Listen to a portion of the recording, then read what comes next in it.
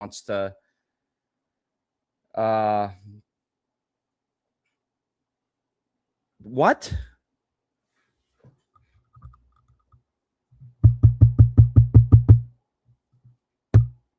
Okay. Jesus Christ. The one thing Micro Center did me wrong on was the stand microphone. Okay. All right. So, as I was originally saying before the unscheduled technical difficulties happened again, and Matthew will be joining us for a little bit here shortly. He actually just sent me a text.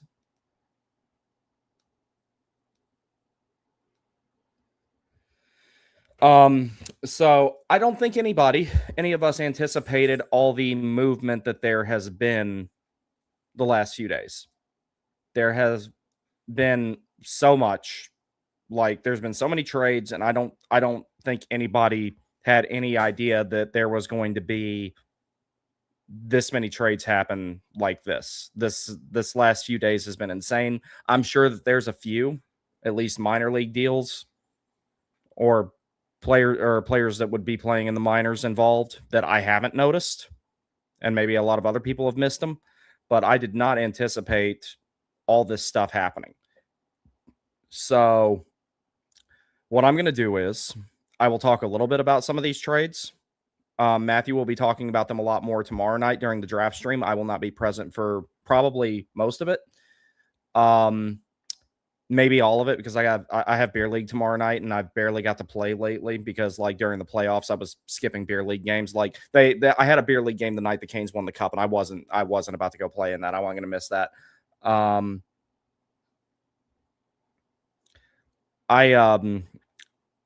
So tomorrow Matthew is going to cover stuff on the stream. You'll hear his thoughts on a lot of trades. I'm going to talk about some stuff tonight. I can't be on here longer than a couple hours. I got some stuff I got to finish. One of them being the slides for the draft. Matthew is going to talk about 5 players that he thinks the Hurricanes could potentially draft, or that what he would do if he were in the position of GM, all that type of stuff. So we'll talk about a decent amount of stuff tonight. I don't see why I'd have any problems getting through with the comments. Those of you who have requested to super chat me, I appreciate it. I don't know what's up with that function. I haven't had time to really sit down and figure it out. If you want to do donations, please use the link in the description to buy me a coffee. I'm saving up some money there to upgrade my PC so that I can start producing more of the analytical type of videos. I have a few in mind that I would like to make over the summer, but I'm going to take like a month and a half, if not more, off from X and YouTube and everything like that, just because I need a break from it. I like being on the internet for the most part, but there's a lot of things that I'm kind of like, yeah, I need a break from this, and this is one of those things I need a break from, especially considering that for reasons I will get into much more detail later. I think that we'll be having another late run next season with videos, because I do think the Hurricanes are going to make it back to the Stanley Cup final. I genuinely believe that. I would say their chances are above average, which is about as good as it gets. I don't think that... What are you doing? You have to be the center of attention, don't you? I think their chances are above average, which is about as good as it gets. Things would have to go incredibly well again. Hopefully, they can overcome whatever adversity they face next season, because I think that there will, unfortunately, due to how late this run went, playoff attrition is a thing. I don't care what anybody else says. There's probably going to be some residual effects on that during the regular season, and I wouldn't be surprised if you see a slate of injuries similar to what happened this season. Those deep playoff runs over and over again, they take their toll. These guys, they are athletes, but they are also human beings, so I could see that becoming a factor potentially. Let me move this camera down a little bit. It's kind of bugging me. There we go. So I will talk about the smoke around Nikishin possibly getting traded and Connor Hellebuck being the return and everything like that. I've got really nuanced views on this. There's a lot of times where it comes to potential trades and stuff where I look at it very black and white, cut and dry. That's not so easy to do now, just out of the simple fact that the Hurricanes did win the Stanley Cup. So, you know, the rationale that I have a lot of times where I've questioned the front office and questioned the coaching staff, a lot of that's gone for the time being. And I've got no reason to criticize a lot of these guys, just because they just won the cup. Like, there's nothing really to criticize about it. So I would not like for Nikishin to be traded. I don't want that to happen. I like the player a lot, but I do see where there are potentially concerns with how he fits in Carolina. I will talk about that a little bit. I personally don't want to do it, but the emergence of Keandre Miller in particular has made that a discussion. And Nikishin, like, one thing that does concern me a little bit about him, and it concerned me before, but it actually concerns me more now. His skating's a little behind as far as the type of speed that you need to keep up with the way that the Hurricanes play. So, like I said, I don't want him to get traded. I imagine the return would be good. Tulski is a chess player when it comes to this type of stuff. So I think that ultimately it will be whatever they do. I trust them to make the right decision. I was upset that they didn't do anything at the deadline and everything worked out fine, because it was a better outcome, obviously, to do nothing than it was to overpay for someone like Trocheck. So there's a few players in this league you overpay for, and that's a very short list, and Vincent Trocheck is not on it. So a lot to unpack here, a lot more than I anticipated. I didn't even plan on going live tonight, but with all the stuff going on, I figured I could jump on here and talk about it a little bit. Let me get the invite sent to Matthew. Additionally, one of our regular guests here will be having an announcement here in the next few days, something that you guys really liked that me, him, and another guy did, another podcast we did. It will more than likely be coming back. But that will be announced within the next few days. Unfortunately, I will not be doing anything personally on free agency day during the day because I will be working. In the evening, I may do something. But with all the movement that's already gone on in the league, I don't think there's going to be a whole lot to talk about with free agency this year, or ever again for that matter. Nikolai Ehlers was the big fish last season. Carolina got him, and I'd say it worked out pretty well. So give me 1 second. I'm going to send off this invite, and then we will get to some of the comments here.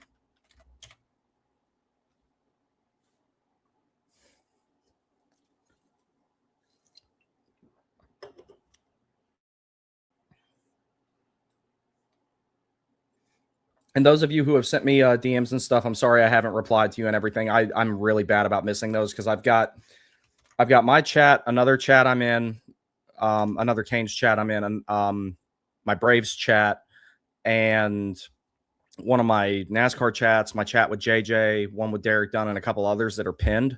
So a lot of times I miss those and I don't have notifications on. Otherwise, my phone would never stop going off and it would just freeze all the time.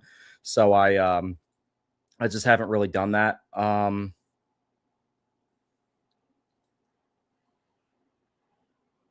So let's see what we got. Skylark, what's up, pal? Let's go. TWT has returned. Good to see you guys. Yeah, I know. I was muted again.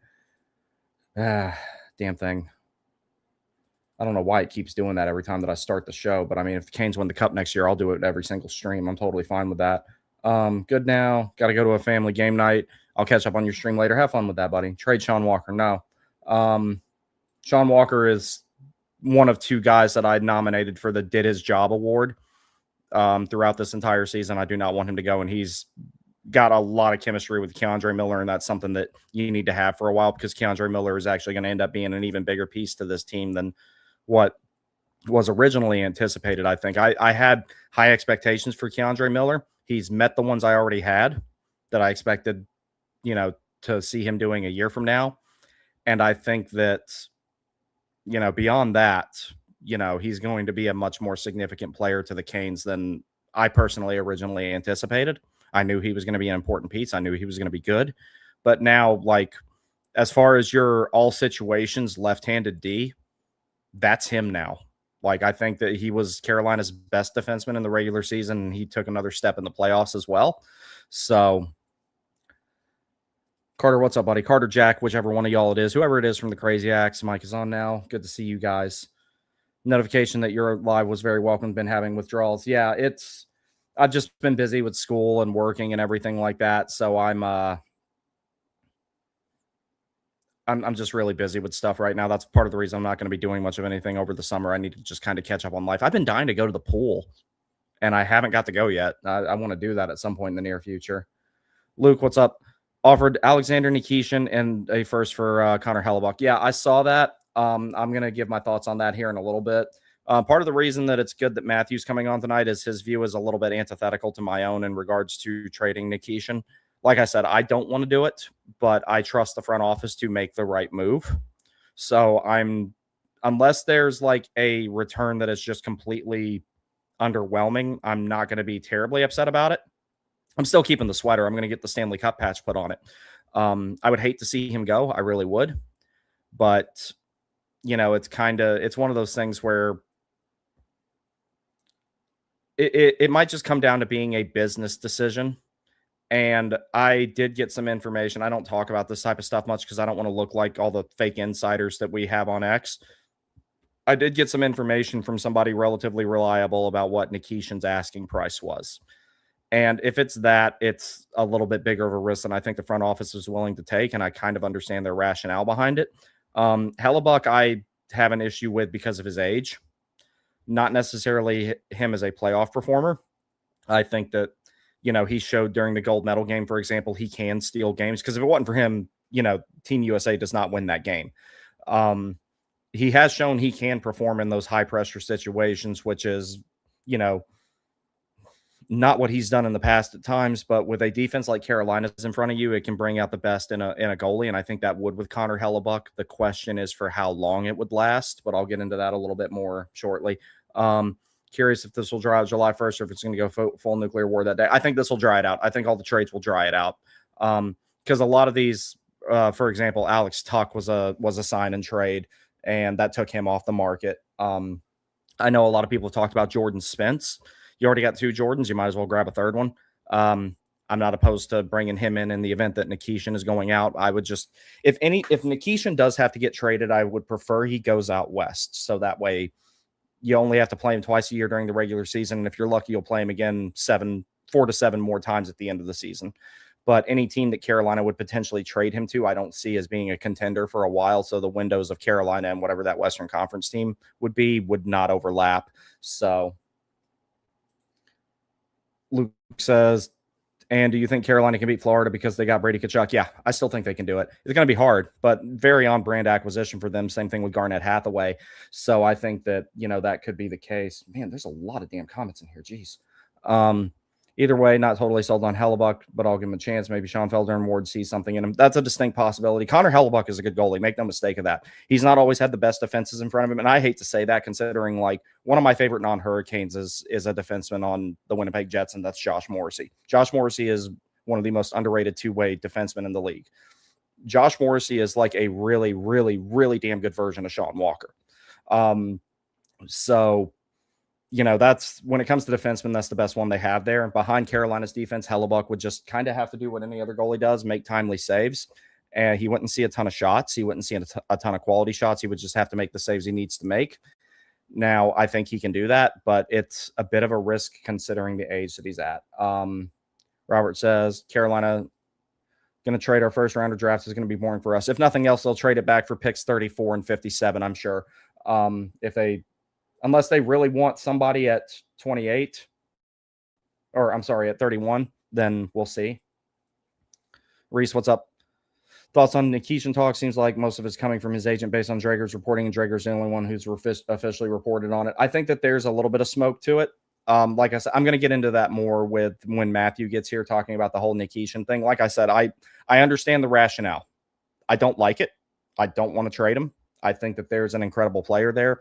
He's got some work to do on some things. His first season was about where I expected it to be personally, a little bit underwhelming, but for the most part, I like what I see in him. I just really think that if it comes down to it, it will be kind of like when Lindholm and Hannafin got traded. Well, there were 2 other reasons that happened. One, they were having trouble signing both of those players, and it ultimately worked out for Carolina. And the second thing being is it was time for the team to have a shakeup that they hadn't had in years, because Francis's tenure as a GM, he was very passive when it came to making actual hockey trades. And just straight up honest, Ron Francis was not a good GM. I'm tired of people pretending that he was. There's some people who pretend that he was, and he wasn't. Just straight up. Yeah, he made some good picks. Yeah, he made a lot of bad ones though. So I'm personally, I don't think that he was that any better than Rutherford, to be honest.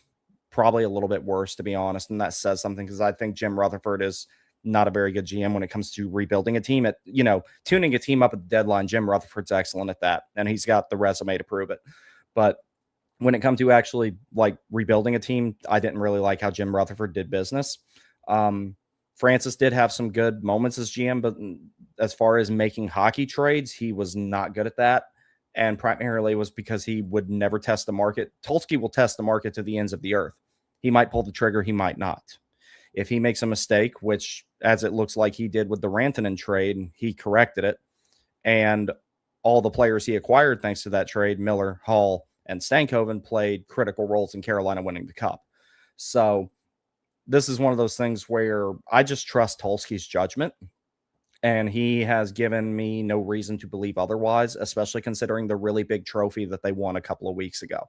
So we'll see what happens with that. Drager's reporting is solid. He's not Elliot Friedman, but no one is. He's not Bob McKenzie, but no one will ever be Bob McKenzie. And I really miss Bob McKenzie this time of year because his draft coverage was the absolute best. I mean, I'm happy that he's enjoying retirement, but like that was the guy for that. So, and say what you want about Pierre McGuire when it comes to scouting and talking prospects and everything like that. He is excellent for that. I didn't like him being on game broadcasts, but like Pierre McGuire at the draft is pretty awesome. So, but yeah, thoughts on the Brady trade? It's pretty. It didn't surprise me at all that move was made. It really didn't. That's very on brand for Florida. Brady has some things in his toolkit that he's even better than his brother. I think that his skating's a little bit, or actually a lot better than Matthew. Matthew, for as elite of a player as he is, he's not a great skater. Brady is a good skater, not great, but good. But I'd say that his game's a little bit more complete in that regard. He won't produce as much offense potentially. For being a winger who takes a lot of faceoffs, Brady does win a lot of them. For those of you who are faceoff nerds, I think that that's a very on-brand move for Florida. Yeah, it does. It kicked off the arms race, that's for sure. So they'll pay 8.5 for $1 million for a goalie, though. I can see that happening. Maddie, what's up? Carolina needs Zach Werenski, not Hellebuck, if they're genuinely trading Nikishin, and I say Werenski is the trade to make. I agree with that. If you're going to move out a puck-moving defenseman to bring in a puck-moving defenseman, that would be the more ideal circumstance. If they're really looking at someone from Winnipeg, they're looking at the wrong guy. And those of you who have followed me for a while already know who I want from Winnipeg, if I'm given the option. If Nikishin were traded and Kyle Connor was who came back, it would be bittersweet for me because I like Nikishin so much, but I love Kyle Connor. So I'd be totally all right with that. The other thing is with a Werenski trade, and this kind of ties into what you're asking right here, Reese. If Werenski is actually available, the Canes need to throw literally everything at him. Such a good player. No, Werenski is a great player. And I really like Zach Werenski. The thing about it is that if they do make that trade, that's going to be hard to do because it's in the division, and that would be Columbus kind of surrendering, making the playoffs or being competitive for a couple more seasons. Or as Mike Rupp would say, that really sets them back a couple of years. But to make a trade like that happen, a guy like Nikishin probably has to be involved. So we'll see. Like I said, I don't want to see him traded, but Werenski is one of the very few acceptable returns for moving Nikishin out, because if you're going to take a puck mover out, a puck mover has to come in, because the only true honest-to-God puck mover the Hurricanes have right now is Gostisbehere. So, and he's entering the last year of his contract. Robert says, don't want to see him traded either. Yeah, I don't. I don't see the trade Walker thing. I wouldn't trade Walker. Dylan says he wasn't as physical as I would have liked, especially in the playoffs. Haggerty says, personally, I think that's why he's not as physical or hit as much, because he's accused of being slow. He's a little bit on the slower side. He's not ridiculously slow, but he could pick up a step and it would help his game. Also, I want to hear your thoughts on the Byram trade. Alameo, that trade is why I'm not opposed to see what Nikishin could get. Yeah, if Byram can get that, I can I can only imagine what Nikishin would potentially net back for you. The Byron trade is a product of the modern of today's market. So, and the other reason I think Chicago made that move is they were trying to signal to Connor Bedard that they're doing things to improve their roster now, so that they can make sure that he's there long term and everything like that. And Byram is really taking a bet on himself that he's a number one defenseman. I don't think he's a number one defenseman on a good team personally. I think he's a great second pair guy at 5-on-5 and a good power play quarterback and all that. I do remember when he first went to Buffalo, they had no idea what was going on the power play, and he was sitting there trying to direct traffic. He's actually pointing and stuff. Like there's a video of it somewhere online. But yeah, that trade wouldn't have happened as little as a year ago. I think it's just a product of the cap going up as much as it is, and guys are taking advantage of it. And Byram's camp was one of them.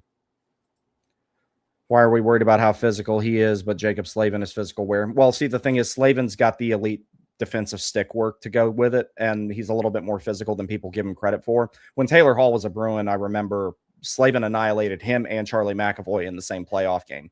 He actually sent Charlie McAvoy for a ride on the boards. It was pretty cool, over by the bench.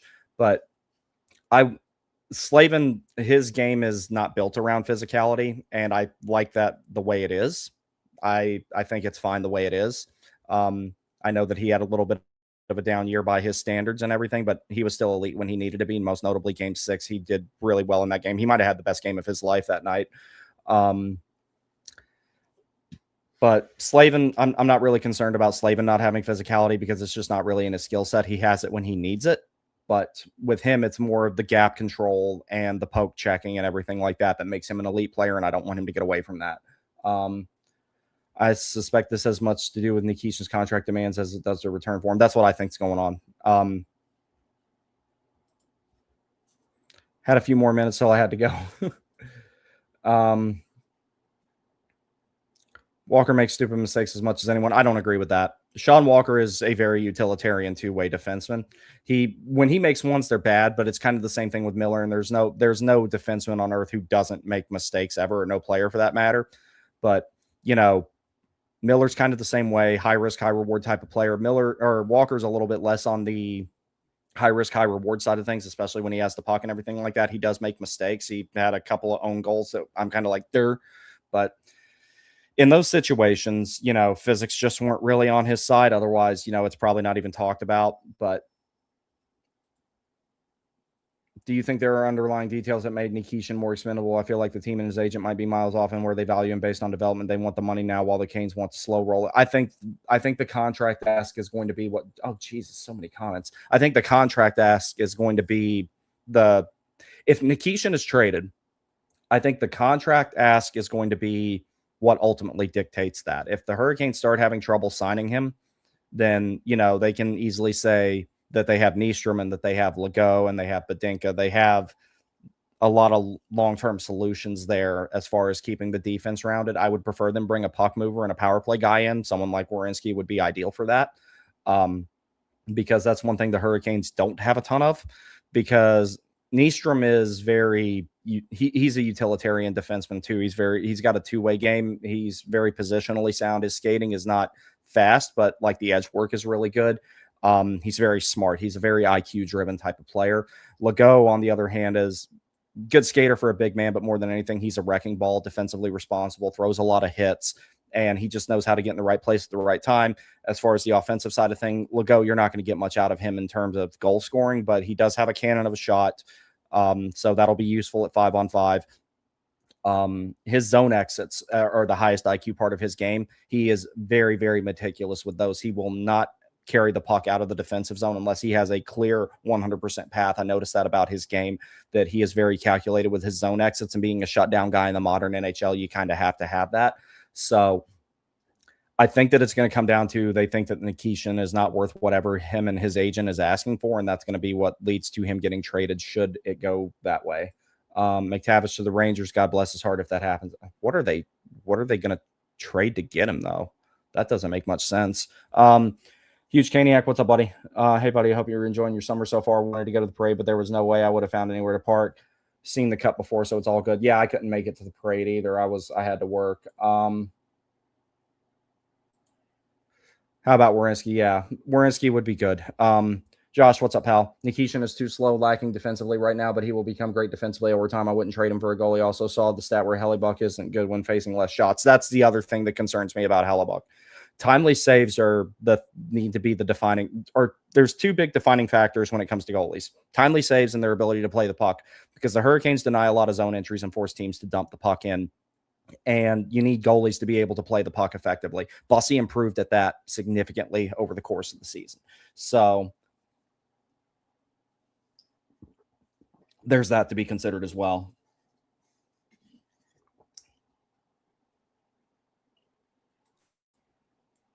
Massive dudes between Helly and Bussy. Yeah, they're both big boys. Do you feel there's any smoke to the Werenski situation? Yes. If he decides it's time to move on, that's my number one target. Yeah, if Nikishin has to go out, Werenski is one guy I would absolutely love to bring back for him. That won't be a one-for-one trade, though, I don't think. If Waddell made that move, it would surprise me significantly if he did.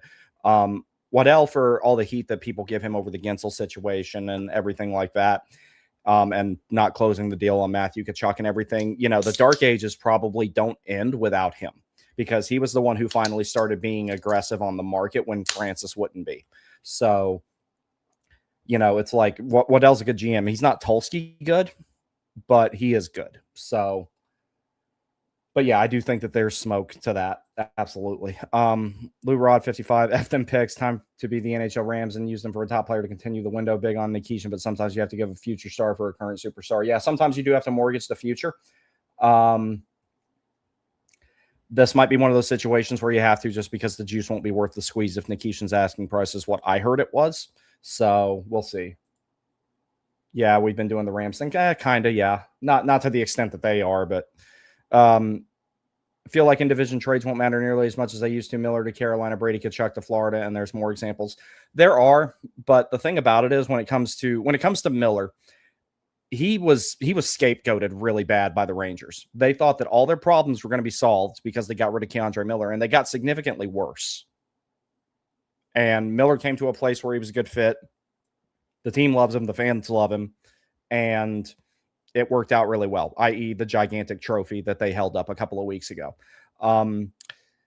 Brady Tkachuk, I think there was more to that than on ice things. I think that had a little bit to do with the climate in Canada, and I'm not talking about the weather. I think that had a little bit to do with the climate in Canada, with him getting moved out the way that he did. So I kind of saw that trade coming since the Olympics. I didn't know if he would 100% go to Florida. It doesn't surprise me. I mean, nobody's going to pass up an opportunity to play with their brother if they're a good fit somewhere. With Jack, Luke, and Quinn Hughes, it's a little bit of a different dynamic. But with Brady and Matthew Tkachuk, you can set those guys on the same line and then be effective. If you have a pair of Luke and Quinn Hughes, that pair will get dog walked. They'll score a lot, but would they outscore their problems? Probably not.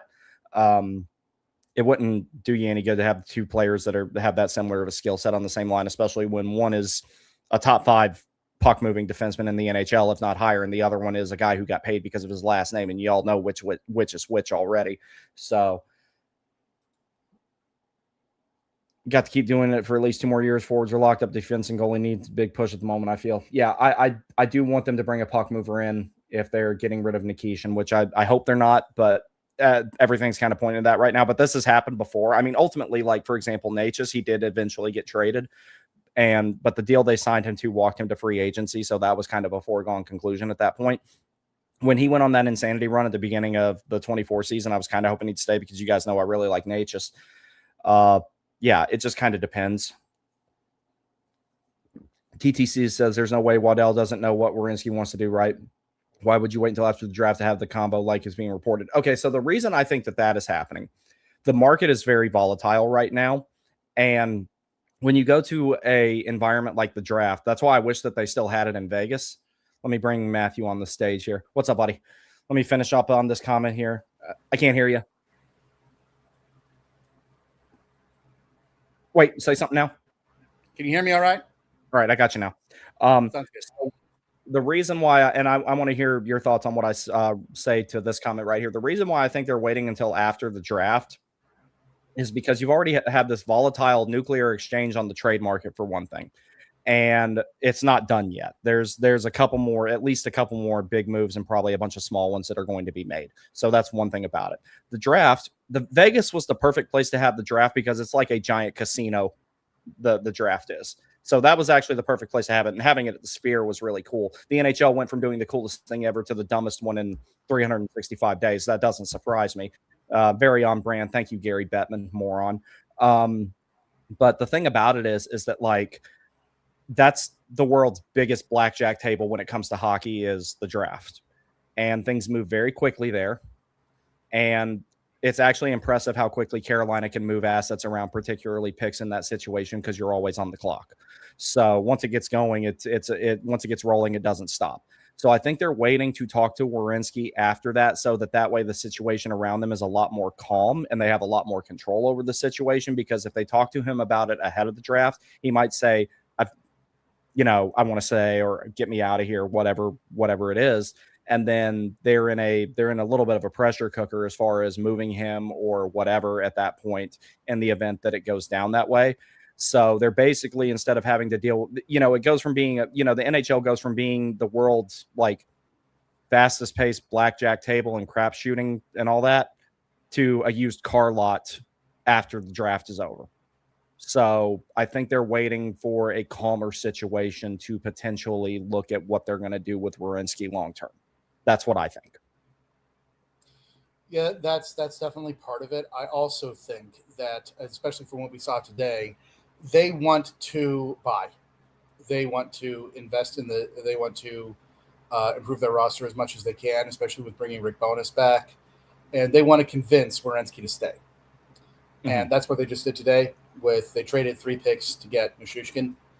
And so they're trying to make the case to him is that, hey, we're going in here. We're gonna try to put a real competitive roster together. We're also tired of mediocrity. They're going to try to convince him and Marchenko to stick around. So yeah, that's why they're waiting until after the draft, because I think I don't think they're done buying. I think they're going to try to make other additions as much as they can, and they want to use their draft capital to do so. So they want to say like, hey, see Zach, Kirill, we're trying to put together a winner. That was my mindset with Chicago paying what they did for Bowen Byram. Is they're trying to show Bedard. They're trying to show Bedard, hey, we're trying to get better now. We're not just sitting here and Ron Francising all of our draft picks. We're actually trying to get better. So that's what I think is going on with both of those teams personally as well. And in doing so, they made the market a redonkulous seller's fest right now. Boy, did they that's what started it. That kicked it off. It turned into Metro 2033 right after that trade. Everything went crazy. Like I'm seeing all these notifications come across my phone, and I'm like, yo, what the hell? Like, it is absurd. I can't keep up with all of it. So I haven't been able to listen to what when you started 30 minutes ago or whatever. But if you've discussed anything at all, what our group chat has been going, flying around here. So I'll start off by saying this: contrary to what some other people may have heard, if and when, probably when, we trade Nikishin and Nadeau, I will not jump off a bridge. I just want to make that clear. Winning takes the edge off a lot of things, including this. We're champions. We just won a cup. I'm good. I just want to let you know I am good. Even though I may disagree with the move, I don't want to trade either player. But if it happens, I'm sure Tulsky will get pretty good value out of it. And I'm not gonna jump ship, and I'm definitely not gonna jump off a bridge. So just want to clear that up right there. I'll be fine. Bro, we have 264 viewers. This was 266 now. Okay, well, so that was mentioned in the group chat. This was still chug in cheek, but I will be okay. I will not lose my mind. We just won the Stanley Cup. We're champions. It's got to be all right. And I'll say this for anyone else who maybe shares my opinion that we should not trade either player, that, hey, if it happens, it happens. There's not, the insane pressure. It is so relieving to have won, where we are not facing this kind of intense scrutiny and pressure to do everything we can to win or to sell the farm and sell our assets to put a winner together, because we did win and our core is locked up. And as much as I love Nikishin and Nadeau, they are not the core. No, they're not. They are not the core. They could potentially be the core in the future, but the thing about it is like, yeah. The thing about it is like, I had a lot of scrutiny of the coaching staff and the front office up until a few months ago. A lot of that has gone away from me, so I trust whatever decision they make is going to be the right one, because the track record, it's proven now. It speaks for itself that, the decisions they make are in good faith, and even when they make what's perceived as a mistake, like the Rantanen trade, well, the Stankoven trade. Well, I since I used the word mistake, I used Rantanen in the same sentence. But since when they flipped Rantanen, which was not the initial plan, I will never believe anybody who says that was the initial plan. That's cope. They wouldn't have offered him $14 million. You don't offer someone $14 million. You're planning on flipping. The fact that they turned that into what they turned it into, and Logan Stankoven, Keandre Miller, and Taylor Hall all played significant, noteworthy roles in the Hurricanes winning the Cup to varying degrees, but significant roles. Those three played more significant roles than the guys you expect to play the role, i.e. Aho, Svechnikov, Slave, and so on and so forth. Then I'm not going to question their judgment right now, because there's no point in doing so. Like they've earned a stay of criticism for the foreseeable future. What I think is ultimately, and we talked about it a little bit before you got here, what I think is ultimately going to lead to Nikishin being traded is, I think his agent is asking for more than he's worth, and someone else will pay that. Carolina doesn't have to, because they have two NHL ready defensemen, with a third one well on the way in the minors right now, or a third one potentially well on the way. It's too early to tell with Badinka what he's going to turn into. And then not to mention, it's like, damn it, I can't remember his name. That Limitov, I think he's going to be good. Limitov, Noel Franzen is also a great I really like Limitov, though. Yeah, Limitov. Bausov is also pretty interesting. And Alexander Sigatsky is also, we got a great pipeline of defensemen, without a doubt, including 2 NHL ready defensemen in the Chicago roster right now. But as far as Nikishin goes, okay, so here's the thing. The front office has basically decided that they aren't doing bridge deals. They are not interested in a bridge deal, which I understand. And I don't know if you listened to Tom Dundon with his interview with Chicklets. He kind of hinted at that. He doesn't believe in bridge deals. He says if we're gonna keep a player, we're gonna sign him to a long-term contract and keep him around for as long as they can. So I think the organization is pretty set on that they are not interested in a bridge deal. And Nikishin, I don't know did you mention the number? Or do you want us to all right, y'all don't shoot me if this ends up not being true, okay? But I heard it from somebody pretty reliable. 8x8 was apparently what his camp wanted. Was the ask. That was too steep even for me. That was before the public announcement of the cap going up. Now, what this person told me was that ask was based on before the public hears the cap projection, the GMs all know it. That doesn't, they find out way before we do. So when the cap projection came out and it was going up about $8 million, they knew that well before us and the general public did. That was around the time that he heard about what Nikishin's asking price was. And if that's true, that may have been asked for before the new cap projection. If that is the case, it's probably higher now. Yeah. At that point, 8x8 was already a little bit too rich for me. And like you said, it doesn't seem like they're interested in doing a bridge deal. If they're going to make an exception, this would be the one, but it doesn't look like that they would in this case based on what you just told me. If they're going to make an exception, this will be it. But Tom Dundon has shown he's not one to make exceptions. And the only bridge deal... the only bridge deal that the Hurricanes signed in recent memory was Natchez. That was that was made to trade. That deal was made to trade him. In the event that they decided to keep him, it would have been easy enough to do at that point. But that deal was basically basically a sign and trade, and you don't know the destination yet. That's what it was. Like, I think that they already had an idea of like the teams they could send him to and everything like that. But yeah, I was actually talking about that right before you came on, that it's not all too dissimilar of a situation that there was with Natchez. And to be fair, I do see some things in Nikishin's game that are not translating with the Hurricanes at the NHL level the way that he did in the K. His skating's a little bit slow for my taste. That's something that can be fixed. I believe. I genuinely do. Because there's little things you can do to make yourself skate faster. Like, for example, Seth Jarvis, he was talking about the resistance band workouts he was doing to improve his speed. Like, there are things you can do to fix that. But there's a threshold to it. There's only so much a player like him or a player like Jesperi Kotkaniemi is going to improve their skating. That's what makes Keandre Miller such a fascinating player to me. Someone of his size should not skate as well as he does. Physically at the surface level, at appearance, it does not make sense. Same thing with Charles Alexis Legault. He's an excellent skater, and he's a big dude. Yeah, and that's definitely what the Hurricanes like in terms of their defensemen, especially who they target in the draft.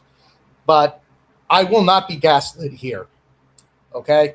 I went back and looked at the tape here.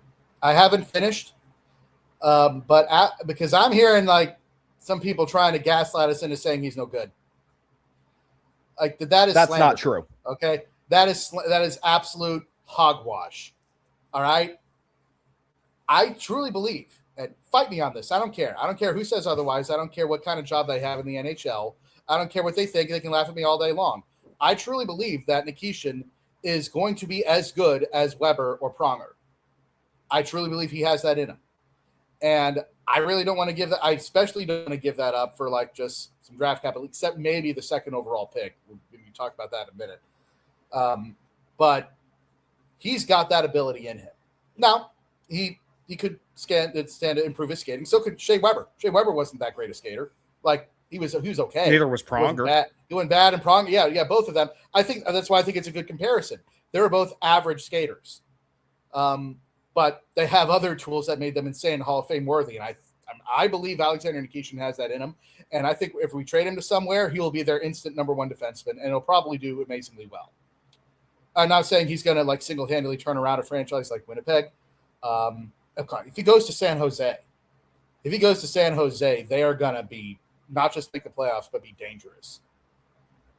So, like, I don't want to do it. I think that. Yeah. I think he's worth keeping around. I would give him 7x7. I think 8x8 is too steep. That's too steep even for me. I would do 7x7 or maybe something like that's slightly less than what Miller's getting. That's what I would give him. And here's the thing. He is an exclusive rights RFA. He cannot be offer sheeted. There is no pressure on us to trade him. I'm okay sitting around and be like, look, here's a 7x7. You want to hold out? You want to hold out for when I got a 7x7 here waiting for you? All right, take your time. In which case, then we will like play, Nystrom or Legault in his place if he wants to really hold out on something like that. He has no leverage. Yeah. So he has no leverage in this kind of if he wants to go to war on a contract. No one can offer sheet him. You want to go back to Russia? Really? Like. And make his agent's less than 1/5 of the money you would make over here at the high end. His agent is when we're like giving him a pretty solid, long-term deal. Like there's no he has no leverage. His agent is blowing smoke. If his agent is leaking stuff to someone like Sarah Valley saying, "Oh, this is what like we've traded her," that whatever that 8x8 was. If the agent's trying to out there blowing smoke about, he's upset with his role, wasn't played enough. Forget it, man. Like you got nothing. You have no leverage over here. Like you can sit there, and if you don't want to play, then all right, either go back to Russia and sit on your ass until you want to sign a contract. Because there's nothing. No, I agree with that because it's kind of like the Nylander situation a few years ago.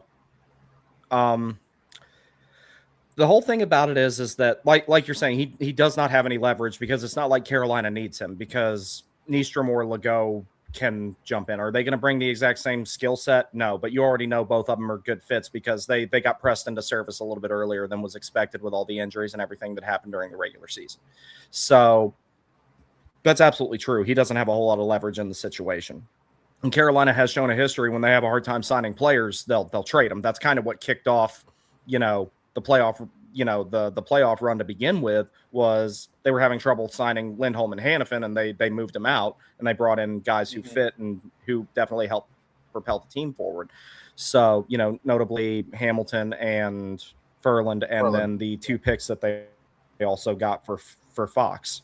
So, all those things considered, I trust the front office to make the right decision, and whatever they do, like I said, I don't want Nikishin to go, but it gets to a point the juice is not worth the squeeze. I didn't think that we would get here, but I think that that's where we're at now, is that I'm not paying him 8x8. I'm not doing that right now. That's fair. If it was a couple of years down the line and he was a little bit more proven, sure. Yeah, no, that's totally fair. But it seems that they're trying, like a lot of people want the Hurricanes to make a trade for the sake of making a trade. Like even like pretty soon after, the Stanley Cup was awarded, I think Jeff Merrick made a point, like you mentioned some guy in the past saying that, well, for the championship team, you need to move some people out to keep it fresh, to keep some people hungry. I'm like, I'm not sure I believe that. I'm not sure if that's good. I'm not sure if that's good business. That's not one that just went 16-3. No. Yeah, that's making a trade for the sake of making a trade, and that's never. And then here's the other thing about it. It's like they're expecting. Okay, so Carolina, as it stands right now, is the best team in the league, and they're saying that, well, Washington did this, Florida did that, so Carolina needs to do something. Okay, to some degree, that's true. But if you think that Carolina is going to, if I'm in Tulsky's position, I'm not going to rearrange the entire deck just because Washington got Alex Tuck and Jordan Kyrou. That's not going to make me do it. And I'm not convinced that team's going to make the playoffs anyway. Spot. Congratulations, you will still get eliminated. Yeah, you accomplished nothing. Like you really didn't. Yeah, I think that helps them. That makes them better, but. Yeah. I think they're a wild card team now. Is Washington? I think that's fair, and they'll be stomped by us or by Buffalo. And they leapfrog. Well done, Washington. The Islanders for maybe 2 years. Yeah, that it's not going to long term. They're not going to leapfrog the Islanders. They'll leapfrog them in the short term, but that's it. Yeah, I agree. And then a bit about what Florida's doing. I mean, there we go. All right, we're back now. Sorry. Tkachuk, we got in Tkachuk's head big time. Brady, that is. We got in Brady Tkachuk's head here, and I don't know if y'all can hear me. Okay, I know Brandon is bugging out a little bit, but yeah, Brady Tkachuk. I mean, since we swept Ottawa, he basically figures that he's either got to go to Carolina or the team that can beat Carolina, and he thinks that that's Florida. So, all right, fair enough. But yeah, here's something I also want to say about Nikishin. I've been watching through the tape of our playoff run, and I will not be gaslit here. He was not bad. People are saying that he had one really bad game, and that was Game 3 against Vegas. That was his really bad game. Frankly, if we're talking about like mistakes, like Slavin and Chatfield got burnt a lot more frequently. They got burnt a lot for breakaways. Like, did he make some mistakes? Of course he did. Yeah, Game 3 was bad, but other than that, I actually thought he wasn't terrible. Like, do y'all remember Orlov and Burns from last year? How quickly we forget these things. If Nikishin, if that was bad, what was Orlov? I'll take Nikishin's bad over Orlov's best every time. And I want to have to think about it for a second. Like, no. If we have to trade him and he gets traded, I'll trust Archalski that he knows what he's doing. But don't gaslight me into thinking that he's no good or that he was terrible in the playoffs. He was not. That's all I want. I agree with that. No, I agree with that. He chased that one really bad hit, and he had a few turnovers, and he gave up a few breakaways. Other than that, I thought he was fine. He's a little bit behind the curve as far as where I was hoping he would be by now. That I will say. I think that the thing about it is the Slavin Chatfield pair. Yeah, it did enough, but I think that ultimately it has a shelf life. Mm-hmm. And I think that, that's why you got to think about bringing a puck mover in to go with Slavin, because that's when he's the most effective. I will also not be gaslit into being told that the Slavin and Chatfield pair was more effective than Slavin and D'Angelo because it wasn't, or Slavin and Hamilton for that matter, or Slavin and 23 Burns. I know people will try and say that to me, and I'll be like, no, there are numbers to back up that Tony D'Angelo was Jacob Slavin's best partner at 5-on-5, and that Brent Burns was a close second, relatively close second for one season. No, I know that was probably Rod probably had that in his contract that as a condition that if Carolina won the cup that he gets to bring Burns back. That don't put that out there. I'm already worried about that as it is. No, but Tony D'Angelo could come back. He's a free agent. That'd be funny. That'd be really, really funny. Oh my God, could you imagine the meltdown? The meltdowns. Oh boy, God, that would be. I know which sweater I'd be wearing on opening night. That would be hilarious. Yeah, and see, the only thing about that is though. There is one thing about that, though. I understood the rationale behind trading Tony because you want to be able to have your line changes be fluid with the defense, especially because you only got 3 pairs. And Tony couldn't kill penalties, and I wouldn't want him out there for penalty killing. It's just not not something he should be doing. I can like a player and I can admit what their flaws are, and defense was not something Tony was particularly good at. He was more of a rover, obviously. He was definitely a fourth forward. The thing about it was you had to shake the lines up for a little bit to put Tony out on the power play and then have someone else go with Slavin for the bump up shift. And then for the penalty kill, Ian Cole oftentimes was out there with Slavin. And then you had to switch it up for a shift after 5-on-5. And that kind of threw everything off. With Burns, you didn't have to do that because Burns went out there with, he was a very effective penalty killer. So he could go out there with Slavin at 5-on-5 and still go out there with him on the penalty kill. And then the only thing you had to change up was when Burns came off the ice after the power play. If Slavin went for the bump up shift after that, you had to throw somebody else out there with him, which a lot of times was actually Chatfield.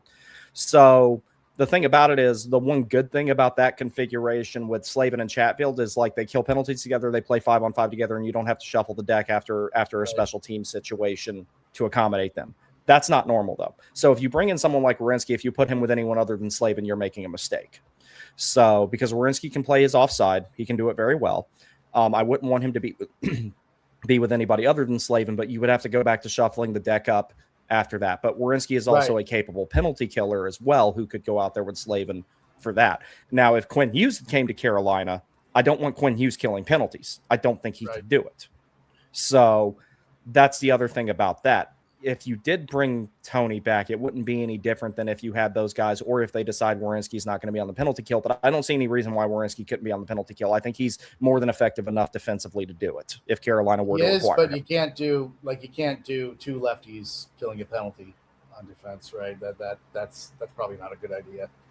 I mean, I guess they did it before. They did it with had to, Slavin and Ian Cole did it. Yeah. I mean, sure. I'm just saying I'm not condoning Ian Cole's existence in Carolina, but I'm just saying that. No, I mean putting that aside, I'm not a fan in general of defensemen playing their offsides. I know it can be done, and there are some benefits as well as drawbacks to it. But on the penalty kill, I mean the benefits are like basically on the offensive end.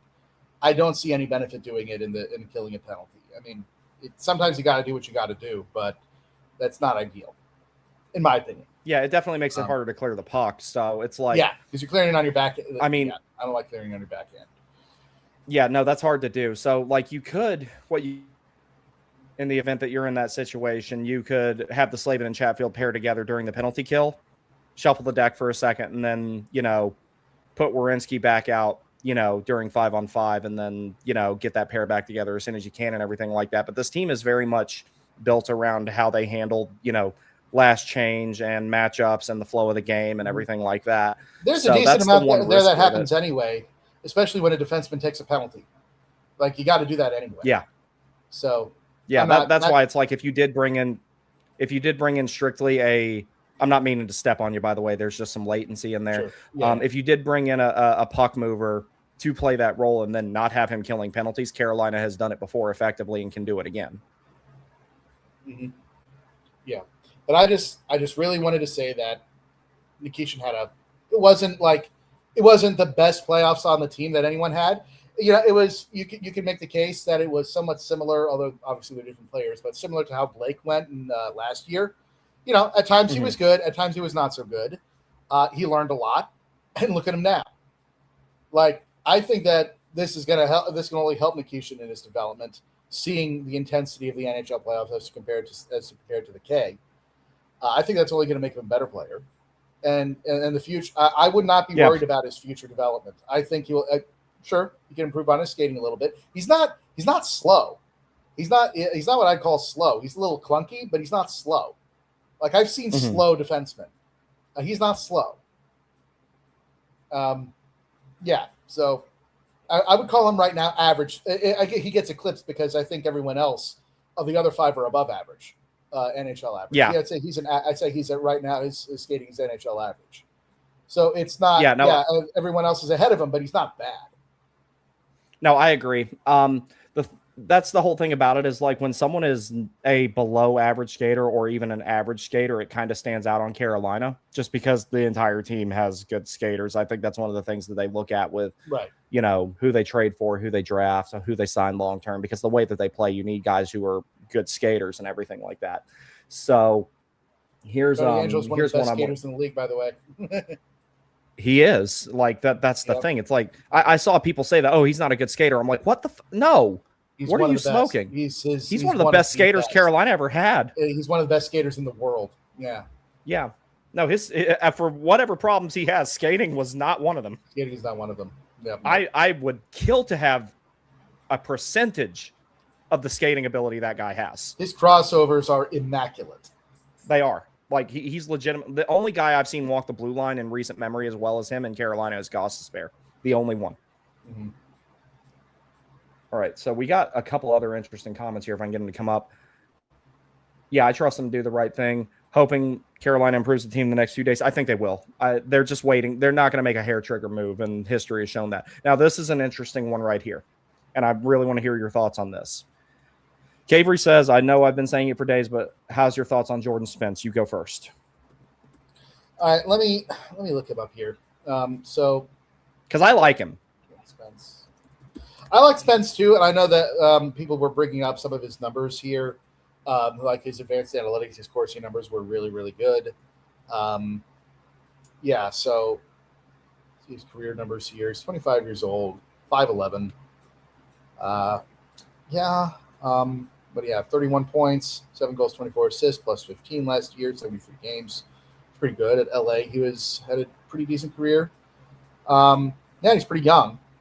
I like him.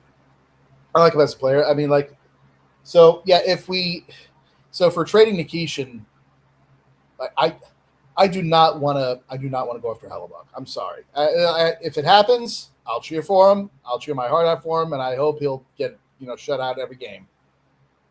I don't think we need to do that. I really don't.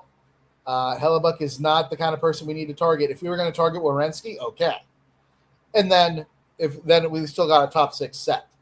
What are we doing in terms of how are we going to acquire Jordan Spence? He's an RFA. Are we offer sheeting him? Are we trading for him? Who are we trading? I'm not trading Nikishin for him. Screw that. He ain't worth it. Werenski was worth it. Jordan Spence is not. He's a bottom 4. He can play in the middle pair. He's not. I don't think he's a top pair guy. I think he can play in the bottom 4. For anywhere from 3 through 6. Mm-hmm. I think he's fine in that role. He's not a top pair guy in my opinion, so he's not worth a Nikishin. Yeah, I feel the same way about it. Essentially, when it comes to Jordan Spence. Now, here's the thing: when it comes to, and I know that the Canes are pretty set when it comes to forwards. I think they're looking at the wrong jet though, because if I get my choice of who I want out of Winnipeg, I want Kyle Connor. Yeah. Like okay, you want to talk about trading Nikishin for somebody to Winnipeg? That's who I want back. Because he would. That's fair. Imagine having a second Nikolai Ehlers that's a little bit better. That's what he is. Yeah, Kyle Connor's incredible. But again, so we've got a logjam at forward, and so if we're going to do that, who would we move out to at forward to replace him with? Are we just bumping? Are we just bumping people down? Just bump down. At that point, I think with the way the Hurricanes have their top 9 built, I think you can just bump somebody out of the third or out of the fourth line, or the formality that's known as the fourth line. You could bump someone out of that and then shuffle the deck a little bit from there. because you already know Jarvis can play with Stahl and Ehlers or Stahl and Martinook and be fine. And, Jarvis is a team first guy. He's not going to be pissed that he's playing with them. Or, we could still do that with Bradley Nadeau. And we don't have to pay anything for that. Yeah. See, that's the thing. It's like, if we're going to do this, if we're going to go after a top 6 forward, we got one. We got one right now. We have a top 6 forward in our system right now who's not on the roster. We can just put him on the roster and bump someone down. We don't need to spend any assets to do that. That's why I don't want to trade Nadeau. Like every single person that we could say, like, oh, let's go get Kyle Connor or who else, Robertson. Or we could not spend a ridiculous amount of assets and do the same thing with Nadeau and slot him in the same spot that whatever we're targeting or whatever top 6 we're targeting would do. Like that to me is a much better solution than spending a ton of assets and draft capital on someone that we're going to have to pay a ton of money to as well. Yeah, and I think Nadeau's going to get his look. Nadeau's probably going to get his look if Jarvis doesn't start the season. Now we know that Slavin probably will, considering it's stress fractures, and you can't really do anything surgically about those. You got to just let him heal. So I wouldn't be surprised if he doesn't start the season just from that standpoint, and they give him like an extra few games off to, kind of get healed up from that. Because the team showed they can win without him, and you'd rather have him healthy for the playoffs anyway.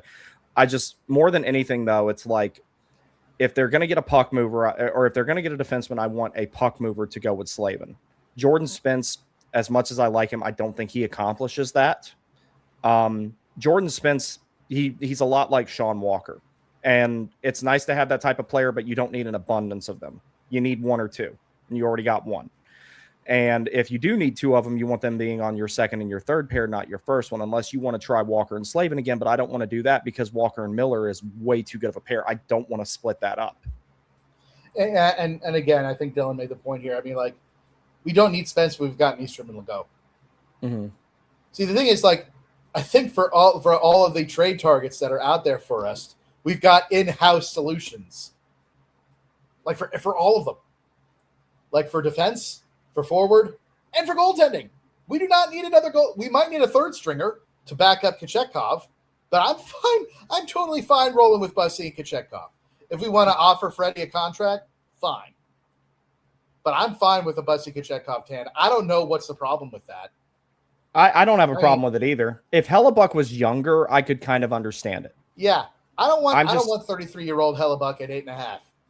Yeah. For however long. 5 more years? That's the same thing that, like, when people were saying go get Saros, I was like, okay, hold on, look up his contract, and immediately that idea goes out the window. If the goaltending needs to be improved, which at the moment I do not think it does, that will present itself sooner rather than later, especially if Freddie is not coming back. That will be apparent. I wouldn't have a problem with them going with this tandem and offering Freddie another deal, but carrying 3 goalies is unconventional, and none of those guys are minor leaguers. So I'm just saying that's something I just don't see the obsession with acquiring him on. The only thing I can see is, like, you keep him from potentially having to play against him. That's fine. Mark Jankowski was sniping Connor Hellebuck. Carolina can beat him. Like, I'm not worried about that. Yeah, I agree. I'm hoping that we're really only in the Hellebuck sweepstakes to make sure Florida doesn't get him. Or they overpay massively for him. Or they overpay, or they pay, like, they have to pay Lundell or Verhaeghe or someone like that, which they don't want to do. They won't give up Verhaeghe. They'd give up Lundell, I think, before they gave up Verhaeghe. I actually think it might be the reverse. I think they think it's the reverse before Lundell. I think Lundell, they're saying you'll take him out of our cold dead hands, and I don't blame them because Lundell is an amazing player. Yeah, and that line won them the cup. Yeah. Like, so, yeah, I would not do Hellebuck. I'm sorry. And I watched that series between them and the Blues, between the Jets and the Blues. He was bad. He was straight up bad. That was not a defense problem. Clean. He was getting beat cleanly from the circles a lot. Like, goals that we would be irate if any one of our goalies let them in. He was letting in a bunch of those. That series never should have gone to 7 games. They were absurdly more talented, and they should have lost. They only won by like sheer dumb luck and brilliance, actually, of Nick Ehlers, actually, who helped make that play to tie the game with literally a second left in Game 7. So yeah, he was downright bad in that series. He was okay against Dallas, but they lost to Dallas. Mm-hmm. So yes, he did well at hey, American hero. He played American hero for a game, right? All credit to him in the world for that. But you know who also played North Carolina hero was Brandon Bussey. And Hellebuck did it for one game. Bussey did it for 3. Yeah. And that's not even accounting for what he did in the during the Stanley regular Cup season. Final without playing for 2 months. Yeah. So you talk about, like, can someone perform under pressure? The freaking Stanley Cup Final. That is more pressure than the Olympics. Don't let anyone else convince you otherwise. Like, we got our guy. We got our goalie. We don't need another one.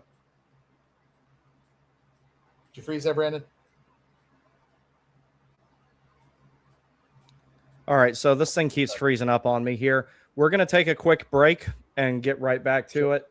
Just let me. I'm gonna take you off the stage. Can you use the link and come back in and see if that clears it up? I don't know why it's not. It's not been nearly as bad as it was before, but it's still being weird. It's just go ahead and like remove yourself, like hit X or hit the close the window and then come back in through the link. We'll see if that works. Yeah, we'll do.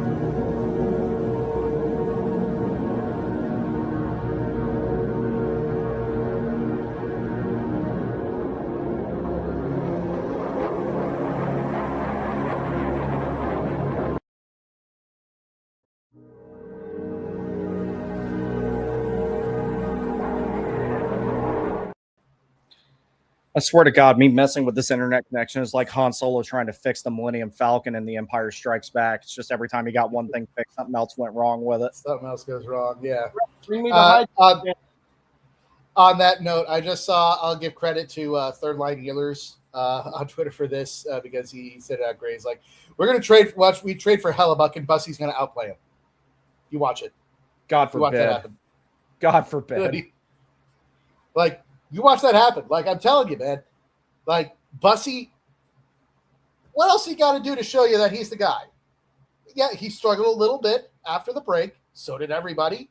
He started to come back towards the end of it. I'm going to say the entire team sucked after the break. For a little bit, yeah. And Freddie was the better goaltender. I'll give him that after the Olympic break. He was slightly ahead of Bussy. But Bussy figured it out.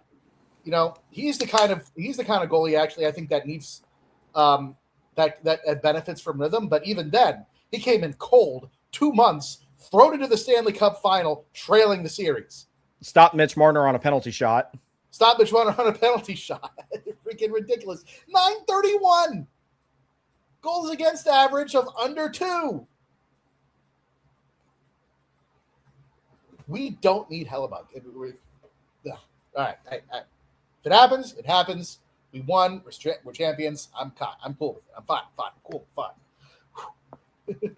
Yeah, I'm not big on the idea of getting him. Like it.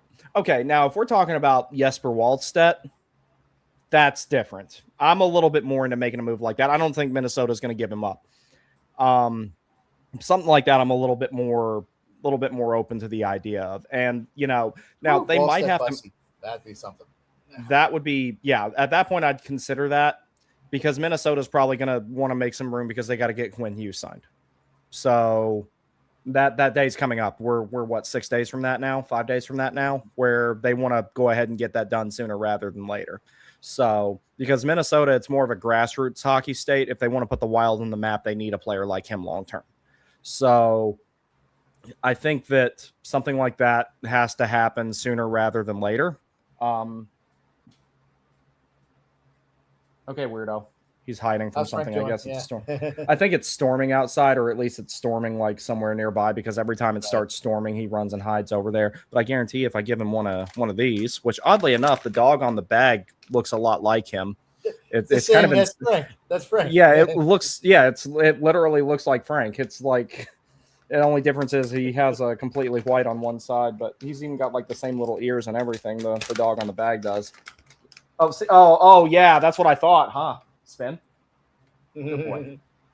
Roll over. Good boy. 3, 2, 1, shark. Good job. Dog could have been a center fielder with how well he catches these treats. Let's see what else we got here. What do you think about Jason Robertson wanting like 14? Makes absolute sense why he would ask for that, considering that Mikko got 12. I can totally see why he's asking for that. And to be fair, I understand why Nicky's asking for a lot too. He got his ring, now he wants his bag. That's fair. No, and it took him forever to get over here, so it's like he's got, this is his only opportunity to make that kind of money. Mm-hmm. So, like, I understand why he's doing what he's doing. I really do. Let's see what else we got here. Luke says a Ranger fan told me they didn't want Scott. That's not how I remember it. That's not how I remember it at all. Whatever they floats that Rangers fans boat at night, bud. Yeah, that's not. I don't remember that at all. I remember that being more of like. I remember that being. They said it was going to be franchise altering. Well, you were right about that. You were absolutely right that was franchise altering. Sure was. Yeah, it altered your franchise, all right. But they just wanted to get rid of Miller. That was part of it. Yeah, because they blamed Keandre Miller for all of their problems, and that's not what the issue was. Clearly, I think that discussion is over. They're not very smart. They also said Miller is the same player he was in New York. Well, then that means everybody around him was a problem, not him. Because if this is the same player that was in New York, I mean, nah, they're wrong about that. True. That's true. It was everyone around him. Their team sucked. He couldn't save them, but I guess they blamed him for not saving them. Well, I mean, they blamed him for everything, and Adam Fox is one of the guys who's elite in a lot of ways, but he can't skate very well. But they won't blame him for anything. That's the thing is, Adam. You think I'm a simp for Nicky? Boy, are Rangers fans simps for Adam Fox. He can do no wrong in their eyes. And if you ask them, it's the only reason he sucks is because Aho Neon need him, which is not what happened, but yeah. So I did have a question. Mhm. I guess since I got you here, I don't know if you're ready Mhm. for this, and it's fine if you're not, but do we want to do a quick little draft review of at least of my notes since you won't be there tomorrow? Well, I'm gonna get those put on the slides tonight before I go to Oh, bed. okay. I'm gonna Gotcha. All right. post them on Fair enough. X, and I will also make sure that you have them. Okay. And what I'm gonna do is I'll set the stream up for you from my laptop before I get on the ice. Okay. And I'll message Katie and see if she's All available right. to I'll come see on what here I with can you. do going solo. That'll be fun. Well, you'll only have to do it for Also, a while because once I get off the ice, I can probably join on my laptop and everything. And okay. yeah, I mean, we'll figure it out. But I think you'll be okay because you'll have plenty of subject matter and everything there. So That's I mean, fair. the draft is And your thing. Yeah, and I'll be looking at the draft during, I suppose. That'll be interesting. Yeah, I mean, you're Bob Everything McKenzie looks of this all right. channel, so yeah, you're the Bob McKenzie of this channel. So if there's one day I'm not worried about you running solo, it's tomorrow. All right, fair enough. I mean, I let AB run solo on here once and nothing caught on fire, so I'm not worried about you. Because the entire time I was watching him run solo, I'm like, any second now, something's going to explode. And nothing happened. I was like, I was waiting on something to go boom and then say directed by Michael Bay, and it never happened. So I'm not worried about it. Wow. Somewhere in that's there. what I was waiting for. You know, like for all the heat that he gets, he made one movie I really, really love, The Rock. Let me guess. Oh, okay, The Rock. I was going to guess. What were you going to guess? As stupid as it was, as stupid as this movie was, I love it, and I continue to love it every time I watch it. Which is Armageddon. That movie. I can't stand that movie. I know it makes no sense. That's the Iron Eagle of space shuttle movies. It really is. I'm not saying it's a good movie. I'm just saying that I love it. Well, that the first Transformers I really liked. That was also fun. The only thing I didn't like about that was when the A-10s are in there and they're saying, "Okay, we have it on radar." I'm like, "You stupid! A-10s don't have radars." Like, I'm just saying, I know these things, but let's see. I love that movie. It's so much fun. You think they'll put Nadeau in another trade or keep him if Jarvis gets surgery and missing time? I think Nadeau's going to get an extended look next season. But I mean, I feel like if messing up again. Looks like the fix works for like 10 minutes and then it starts breaking up and everything again. That kind of sucks. To go on that, to answer the question, if y'all can still hear me okay. I mean, I honestly don't know. There's so much heat about him being traded. I guess maybe not quite as Nikishin at the moment, but I would keep him. I would do the latter. I would keep him and play him if and when Jarvis needs to miss time, which I still think he does. I guess we'll know in a couple weeks what's exactly going to happen, but. Yeah, I definitely think that Jarvis needs something fixed in his shoulder, and now's the time to do it. And we've got the solutions all in house, so there's no need to make it. There's all the trades proposals that I'm seeing are trades for the sake of making trades. I don't like it. BTS says, actually excited about Hellebuck. Also, it was nice to meet you, Matthew P. Can't remember. Good to meet you too, BTS. Yeah, yeah. Good to meet you too, man. The last time I saw him, right it was outside the ranch in Jersey, right outside that place, and I had a nice little good stomp on it. Yeah, and see what was funny about it was like the last time I saw BTS, it was like at random because me and Jeremy were walking through the concourse in the 300s, and BTS and his dad had like just walked out of the bathroom or something, and he's like, "Warning take." I'm like, "Oh shit, do I owe you money?" And I didn't realize it was him at first because he's grown a lot since the last time I saw him. That's right. I got recognized, dude. I got recognized on the street. Oh, one of the people. I was in a room full of Canes, in a place full of Canes fans, but still, I got recognized. And no, Sam and I were both there. Yeah, there was when I was at Game 5. Actually, I was buying I was grabbing a cocktail from somewhere, one of the Club Tails ones.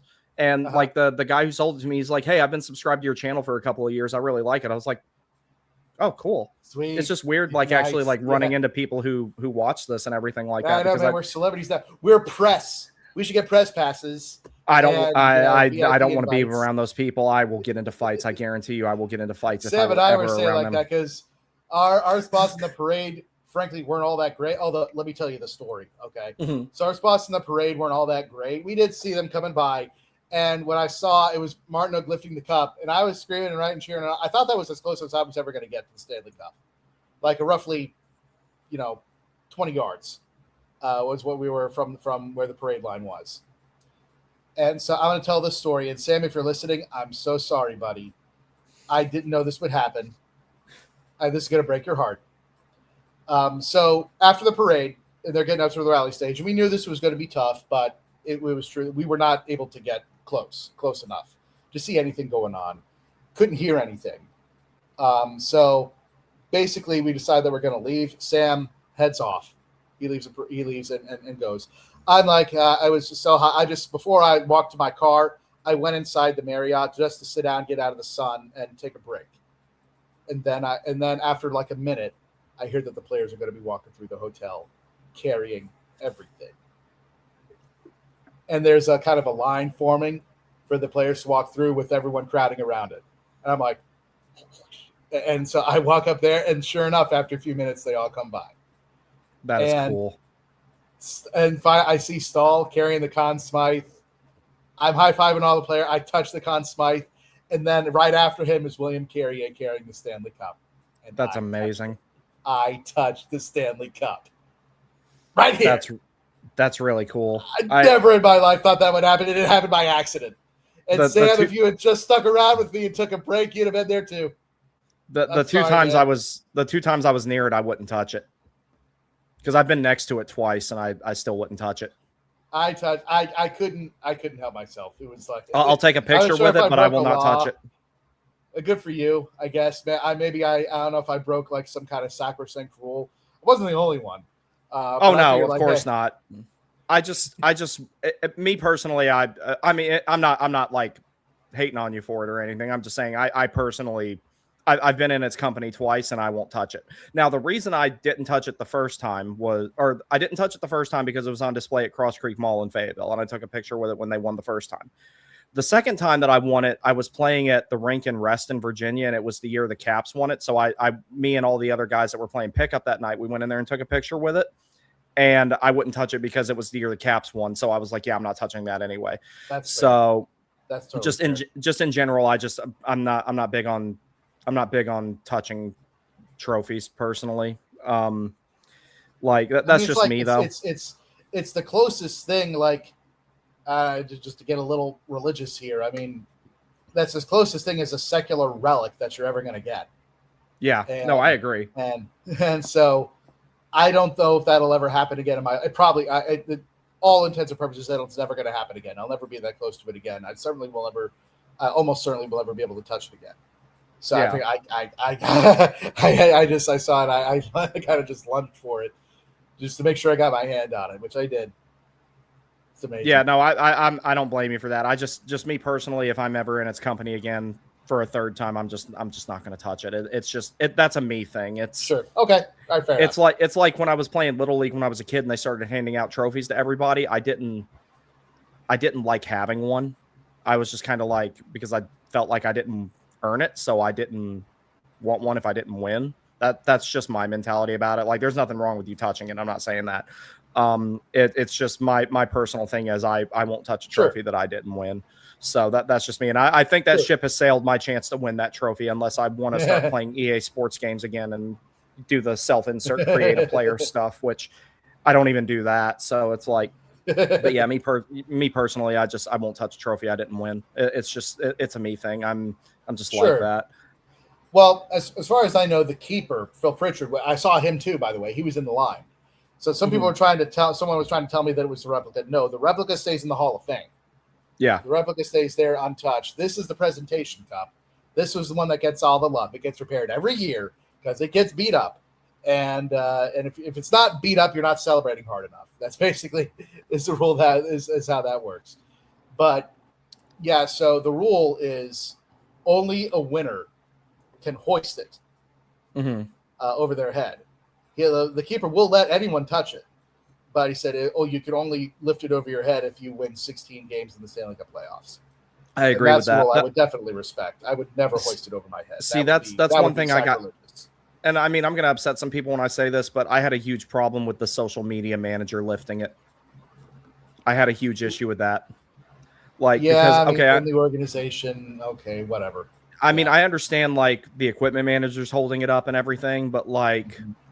that's like, that's like someone who was sitting in England during D-Day walking over there and planting the flag on the other side of Normandy. You didn't do anything. You don't know. I don't agree with that. Like, Yeah, yeah. I'm sorry, I don't like. I mean, yeah, I know old man yells at cloud, but like, Sure. No, that's fair. I'm not okay with That's that. fair. I'm just not. Like, that's that's just Like, something I don't agree are you with. going to let every season ticket sales rep lift it Yeah. over their head? I mean, it's kind of like Well, it's like, yeah, they're in the organization, but come on, like, well, see, and there's like other examples of it. Like one of the kids who fortunately survived the Humboldt Broncos bus crash, they brought the cup into his hospital room so he could see it, and he still wouldn't touch it. So, like, I mean, that's why I would never, you know, like if I was dying or something, maybe I'd touch it. But like in my current state, I just personally wouldn't do it. I sure as hell wouldn't. Even if I was allowed to lift it over my head, I wouldn't do it because like I didn't win that. So it's like yeah, I just personally didn't like that. I know, like I said, old man yells at cloud, but like sure. I don't agree with the social media manager doing that. Yeah, you played a role on the team and everything, but you didn't do anything that the players or the equipment managers or the coaching staff or the trainer or anything like that did. So Or the like owner if or the GM. Yeah.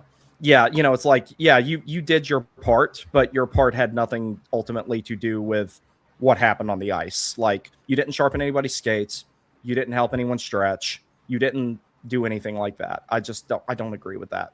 I mean, I maybe I'm wrong for feeling that way, but so be it. I'm 35. I'm set in my ways.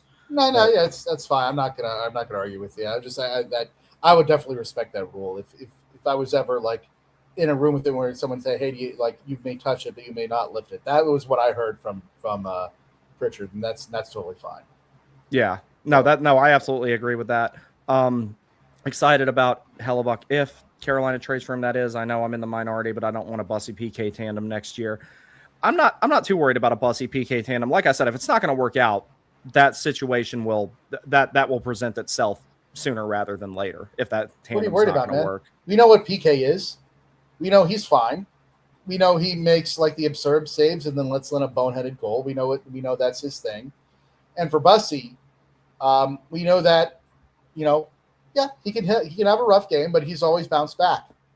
We also know that he can survive the most intense pressure that hockey can give and thrive in it.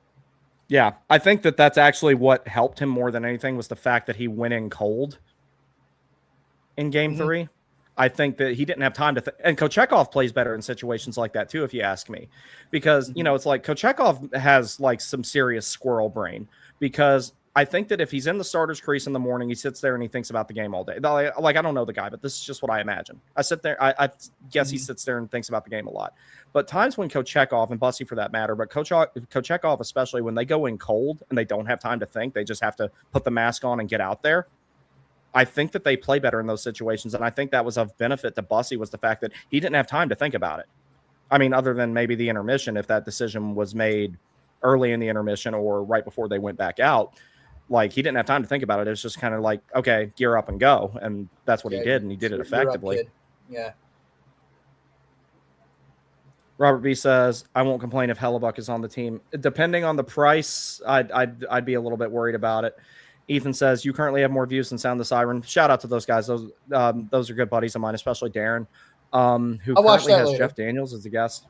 Yeah, I saw Oh, that. yeah, I I did definitely see will that they watch were that doing later. that. I'll watch it They later. have some cool Yeah. guests, like, but they're much more personable You than ain't me. gonna I have get to be. you ain't gonna get the guests, man. No, I'm not going to get the guests, and honestly, I don't want them. I like being able to, you know, say what That's I want fair. and everything like that. I'm not saying Maybe that I they can don't, be but the liaison to other channels every now and then.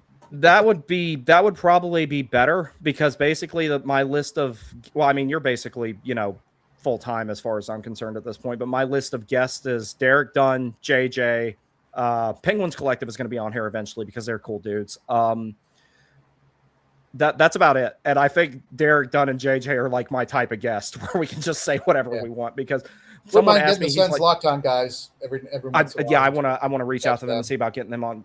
Yeah, they're good dudes. But yeah, no, I'd love to talk to all those guys. But yeah, it's like Derek and JJ are like perfect guests for me because we're very unfiltered. Because somebody even wrote a comment one time and it's like, "Are you the Derek Dunn of Hurricanes X?" And I'm like, "Kinda, yeah. I think I am." But or is Derek Dunn the Flyers of the warning tape? He very well could be, but like, dude, one of the most fun streams I ever had was the first time. I mean, both times, but the first time especially that I had him on here, I was like, oh my god, this is more fun. Our watch party with them and the Flyers and the penultimate. Oh, in game 82, that was fun. The 81, but yeah. Or game 81, yeah. Yeah, that was fun. That was fun. That was a whole lot of fun. No, Derek's an awesome dude. But yeah, one thing we are going to do right before the season starts, me, him, JJ, I'm going to try and find a couple other Metropolitan Division content creators, and we're going to come on here and talk about a whole bunch of stuff. I don't know who else I'm going to get, but right now I'm going to ask Derek and JJ to be there. Sure. Chase Reed or Vigo will be a Sabre one day from now. Yeah, I mean, Chase Reed definitely changes. I would take Chase Reed if I was the Sabres. Yeah. So is Vigo, though. I mean, Vigo Bjork. I mean, because that does change things. Because now with these pick swaps, I think Vigo Bjork will go a lot sooner than I originally had. Yeah, your draft order got absolutely obliterated. It got completely wrecked. It got absolutely wrecked. So it's crazy, and it's probably not done. The first round picks are not done changing hands. It might not, even if you made it right before the first pick, it probably wouldn't done because there's probably going to be some pick swapping at the draft. Yeah. And someone said that must mean that this draft class isn't good. No, this draft class is excellent. This draft class is stacked, which makes this all the more insane. That I posted the meme the other day. Is like, Florida wins back-to-back and no one bats an eye. Carolina wins once and everyone loses their minds. Is ridiculous. God, he did so good in that role. May he rest in peace. Amen. I mean, he dropped some truth bombs though in that movie. Don't let anybody tell you otherwise. Did I miss all the Nikishin stuff? Yeah, a little bit. Yeah. Is that Carter Thomas? I'm guessing. I think that's Carolina Crazy X Carter Thomas, and that's probably Jack that's on the account right now. Yeah. Long story short, I don't want to trade him. But if he does, we're champions. I'm not gonna obsess and bitch and whine about it too much. Let's see what else we got here. I don't think I'd give him 7x7 after the postseason this year. I still don't think he was that bad. I mean, 7x7 is still a little bit too rich for me because I know a certain other team signed another defenseman to a 7x7, and I said it wouldn't work out for them, and it didn't. They have some similarities in their game. 7x7.5, and it worked out pretty damn well. It worked incredibly well. Mm-hmm. So it also depends on the environment, like what type of team they're on and everything like that, and if they're a good fit. And I think ultimately Nikishin will be, but it's also like Carolina's so stacked on blue liners. You have to decide if is it worth the time to wait for that player to develop and hope he turns into what you projected that he can turn into. And it's something we can absorb. I mean, if we can absorb and tread water with losing Slavin for 3 months, and we can definitely, the organization will not fall apart if we lose Nikishin. As much as I love him, as much as I want to keep him, the organization will survive and be just fine if he's traded. Yeah.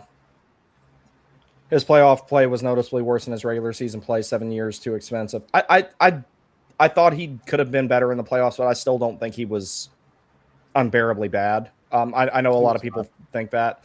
I did read something. Sorry, go ahead. The principal thing I was worried about with Nikishin, he only did once, and that was chasing hits. He did that one time. But he got his money's worth. Yeah, put him through the boards. Put him in the bench. Yeah, and, he took a bite out of him. Yeah. And one thing I did want to say is I did read, I forget who the author was, but I read an article that talked about how with hockey especially, and especially with this team, with the 2026 Canes, like in basketball, that's the strongest league team. The NBA, that's like if you got a superstar, you're basically, he can carry the team. Mm-hmm. But in hockey, it doesn't work that way. You're as good as your weakest link. Yeah. And if Nikishin is our weakest link, like on the D-core, that's fine. Because that's our weakest link is better than Orlov and Burns were in the ever were in the playoffs. Yeah, in basketball, you can put one guy out there for an entire game and he'll turn the tide of it on his own. But you can't. There's not a single person on earth. Connor McDavid could not play an entire hockey game and live to tell about it. Because, like I said, my running theory why he didn't come back out to accept the Conn Smythe was the fact that he was out for like 18 minutes in the third period. I think that he was getting an IV. That dude, I'm not a huge McDavid nerd, but I had nothing but respect for what he did in Game 7 versus the Panthers because he was doing his absolute best to single-handedly drag them through the mud and win that game. So we mentioned McDavid, so let's. Oh hell, here we go. For this. So they hired Babs. Now, from what I did hear, one thing that was reported, I think, was that they're trying to do too much. That according to now, this isn't a revelation. Again, this is again along with the news that the sun rises in the east, that their deployment has been bad because they've been overplayed. That Draisaitl and McDavid have been overplayed, and that's something that Babcock said to them in his pitch to them.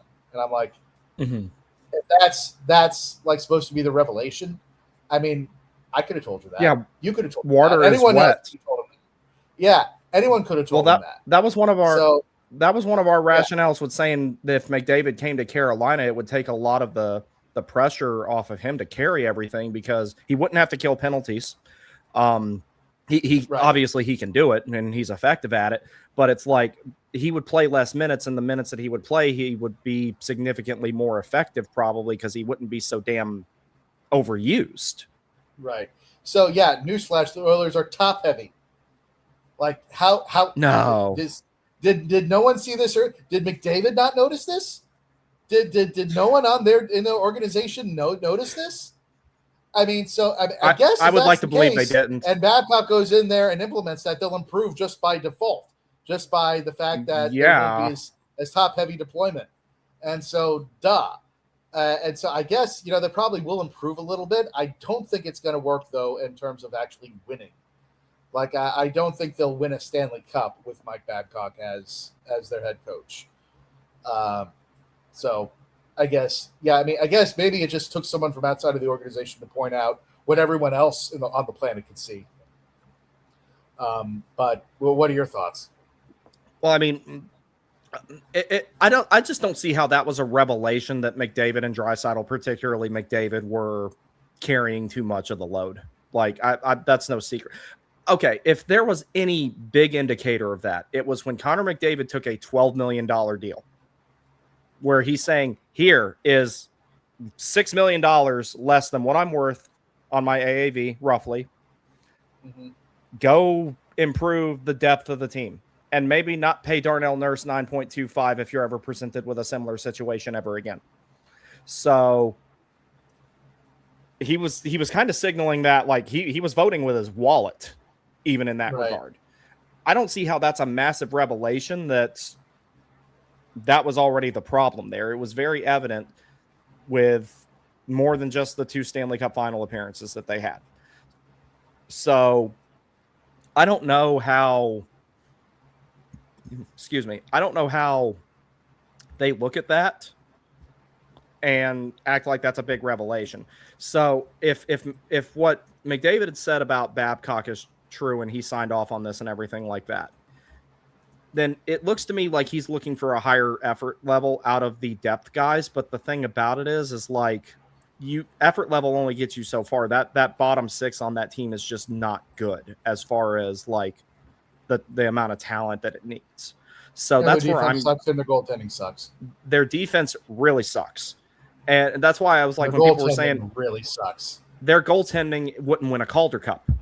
I don't think, just to be perfectly honest.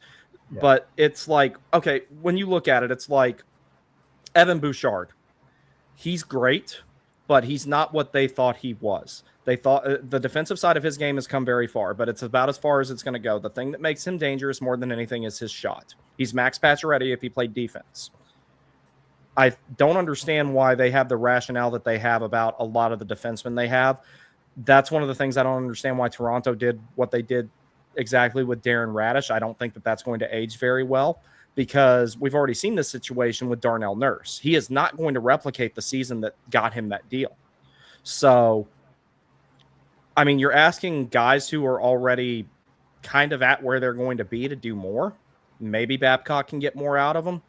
But the thing is, coaches like Mike Babcock, and before he evolved a little bit, John Tortorella, guys like that are kind of like, guys don't want to play for coaches like that anymore. They want to be worked with, not constantly told what to do. Now, someone who is much more into their old man yells at cloud phase than I am would probably say, oh, these stupid kids, they need to just do what they're told, blah, blah, blah. No. I'll give you a perfect example of it. My friend Steven, they're grown, or my friend Kevin, he has a kid that he plays hockey. That's where I knew him from. He has a kid that plays soccer. And he said that their coach is like kind of hands off because he knows that a lot of these kids like go and they look up stuff on YouTube and they just really learn a lot of things on their own. And that's kind of the way it's going, because if you think about it, it's like, you know, I basically taught myself to skate. Nobody really taught me. Now you have people who are doing that when they're 6, 7, 8 years old, and they're learning a lot of stuff on their own. Hockey is so big and popular and all over highlight reels and all over YouTube and stuff now that people watch what they, you know, kids watch what they see someone do, and then they go out there and they try to replicate it. It's not like, you know, it's like coaching used to be like the only channel of learning and instruction that you used to have. Now that's not the case. You can go read stuff. I hire personal coaches for all sorts of stuff. Yeah, so it's like coach, the higher stick handling. Yeah, they and it's like a lot of guys who are like good at a lot of things, they just learn from watching someone else do it, and then repetition. And that's not unique to hockey. That's been going on through all of human history. So, but I think that we've entered an age where players are much more self-constructed and they still want to be coached, but they're not going to be so receptive to a guy like Babcock. Now, the reason why the Canes are receptive to Brind'Amour is, one, he's got a leadership skill set and a leadership personality, and two, he leads by example, and he's not that recently removed from playing. So it's a lot easier to play for someone like Brind'Amour, because it'll, you know, you look at Mike Babcock and be like, oh, what the fuck do you know? Did you ever play in any situation like this? Mike Babcock can't say yes. Rod Brind'Amour can't. So I think that's one of the big differences there, is that, you know, Tortorella said something to the Vegas locker room. He's like, I'm not here to coach at you. I'm here to coach with you. And I think that's the way a lot of it's going, because a lot of these young players now, especially considering all they go through the ringer to be ready for the league when they turn 18 and they get drafted, they're not really going to be receptive to a lot of the stuff that they used to be.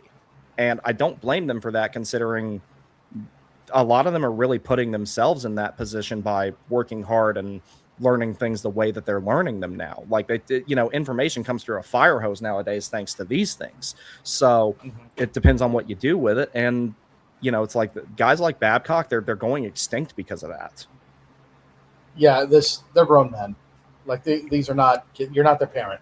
You know, the coaches, and even for like when you're coaching youth, you know, then you can have maybe a little bit more of the parent kind of attitude, or, you know, because they are children, but these are adults.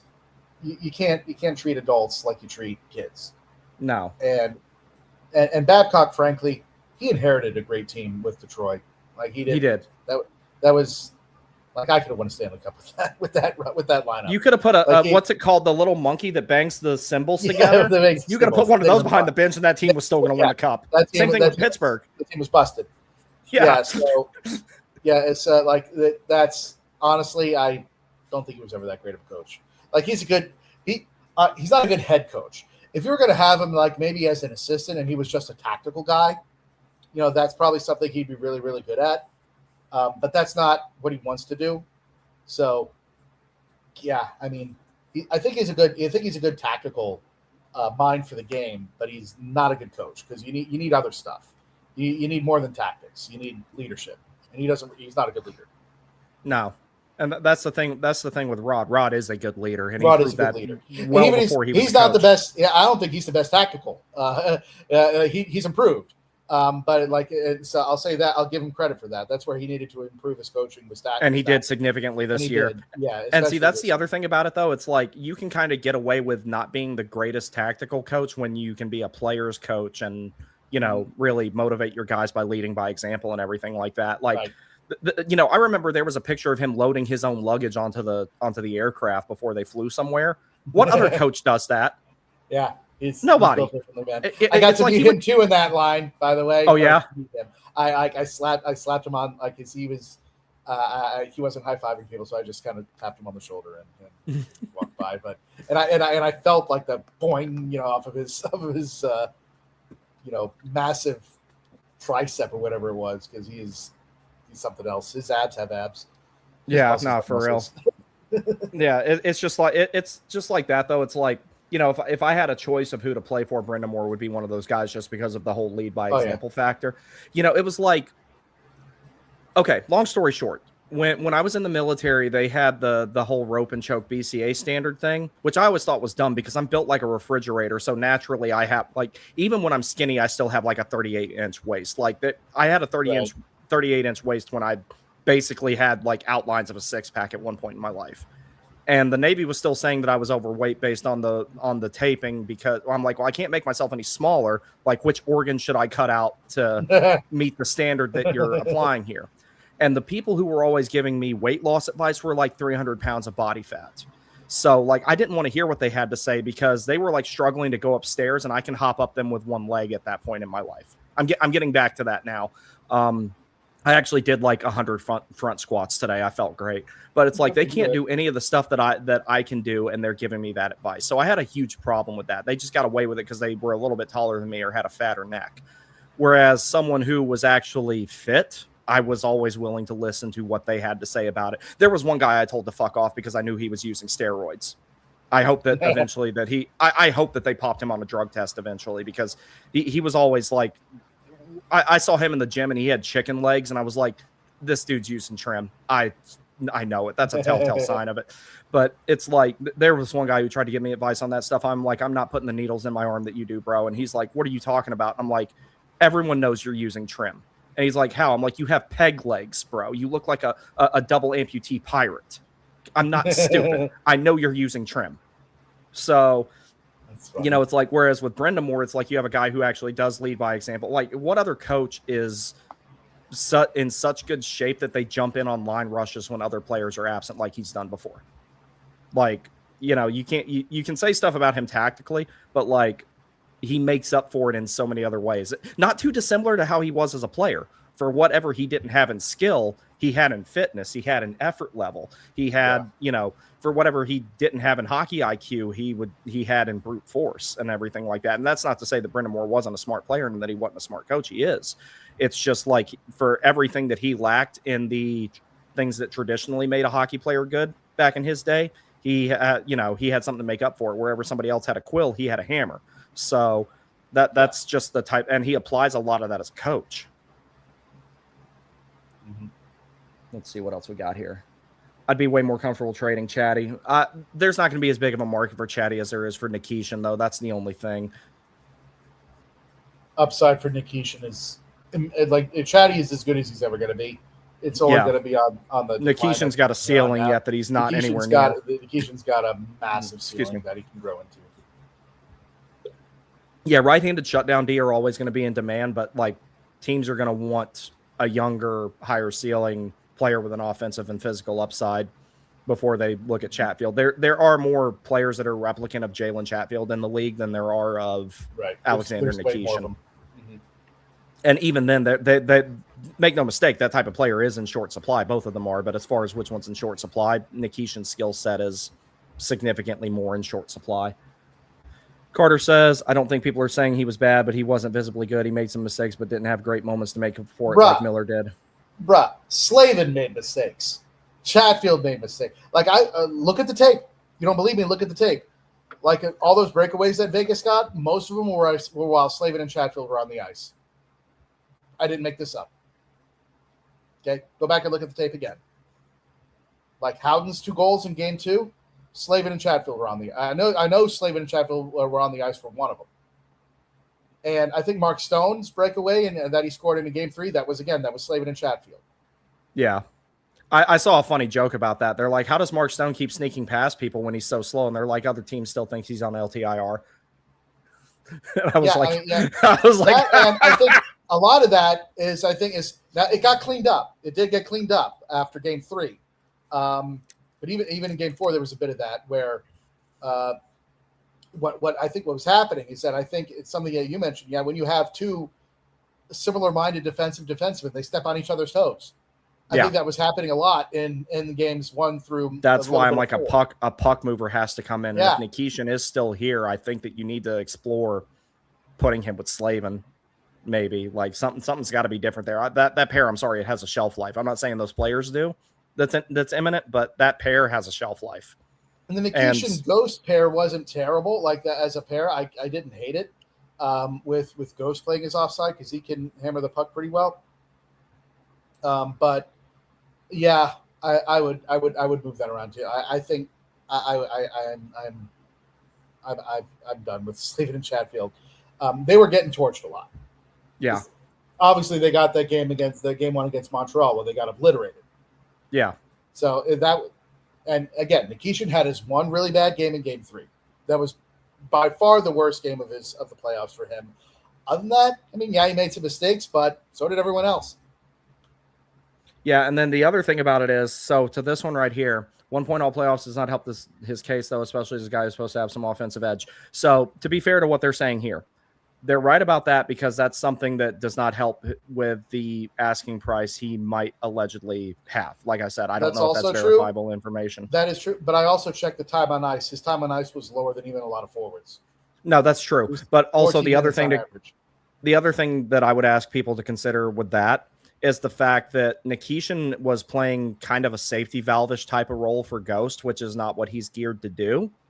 If you put Nikishin with a actual safety valve, like someone like Slavin, Walker, Chatfield, whatever, if you put him with someone like that, I think that you would see more of the offensive upside. He was just playing kind of conservative because of who he was paired with, and I'm fine with that for the short term. But if he's not going to take the step offensively, then yeah, go ahead and let him go and get someone you need.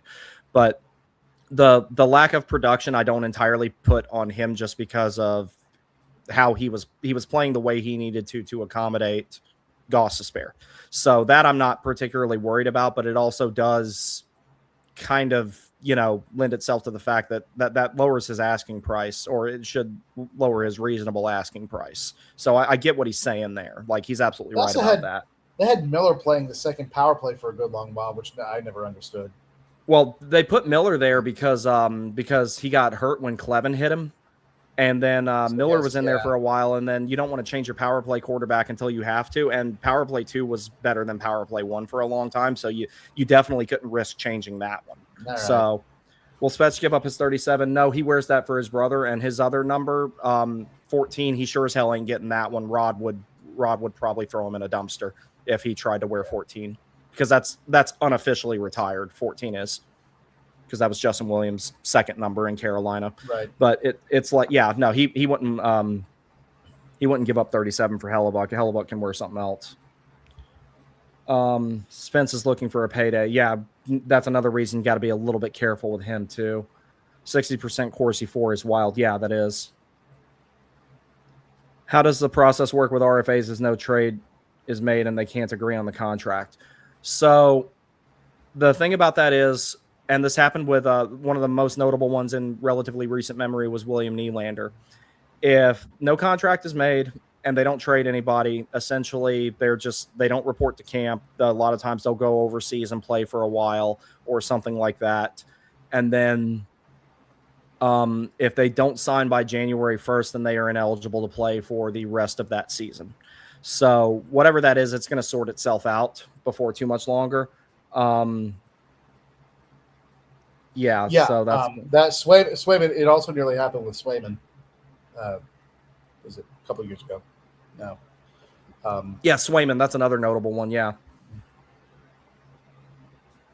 Gino Hart is reporting that the Canes have officially made a trade offer for Hellebuck in the form of Nikishin and a first-round pick. Take that for what it's worth for you. Yeah, I saw that. I believe it. Yeah. That's a great comp. I think he's talking about me comparing Walker and Spence. I thought it was Connor and Ehlers as well. Oh, Connor and Ehlers. Yeah, that was the other comparison. I mean, I think both of those are pretty good. Connor and Ehlers, I think, are a little bit closer of a comparison than Walker and Spence. But I was just saying that to give people an idea, like if they didn't know much about Jordan Spence, because I do like the player.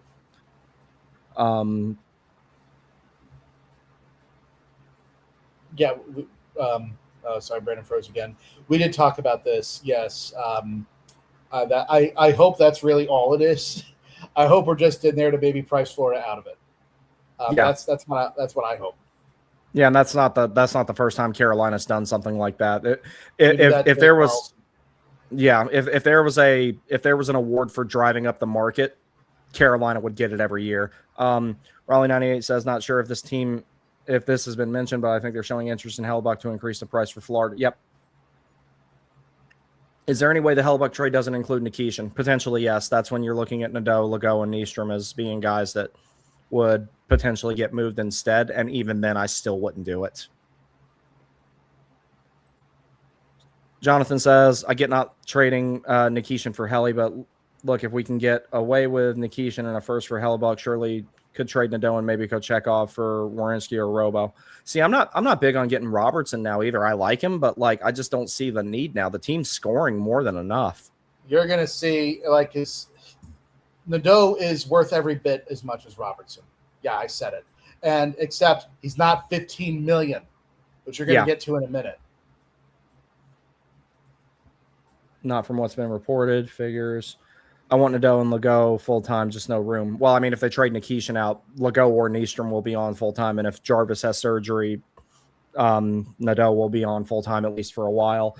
Crazy X also says... You have the same problem. You have the same problem with Robertson. Yeah. There's no room for him either.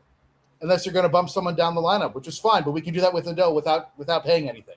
Yeah. If we don't trade our first this year, what are your thoughts on drafting Xavier Villeneuve to replace Ghost down the line? Glad you mentioned it. Yeah, I like him.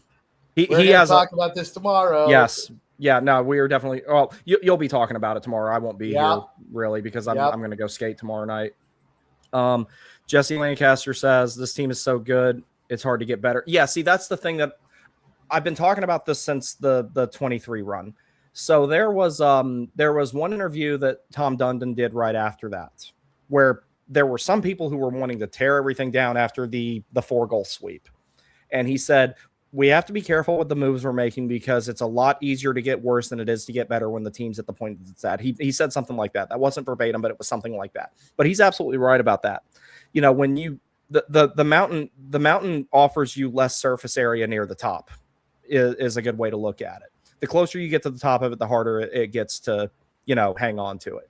So there's a lot further to go down than up for this team. And it's kind of the same thing right now where whatever move you make is going to be incredibly consequential. It's either going to put you in a position where the Canes can potentially raise their chances of repeating, which are about as good as they get already. Whatever move gets made will improve that a little bit more, but it's not going to move it a ton because of how hard it is to do. Or you make a potentially catastrophic move and you end up with a version of the Mikko Rantanen trade where that player is not flipped for other valuable assets. So yeah, you absolutely have to be careful with something like that. But I want to get better because of Florida, but I don't know what you do. Honestly, you don't need to be in a hurry to do anything because you've got until the trade deadline next year. No panic moves. Yeah, no panic moves. And as Matthew has said before, keep the powder dry.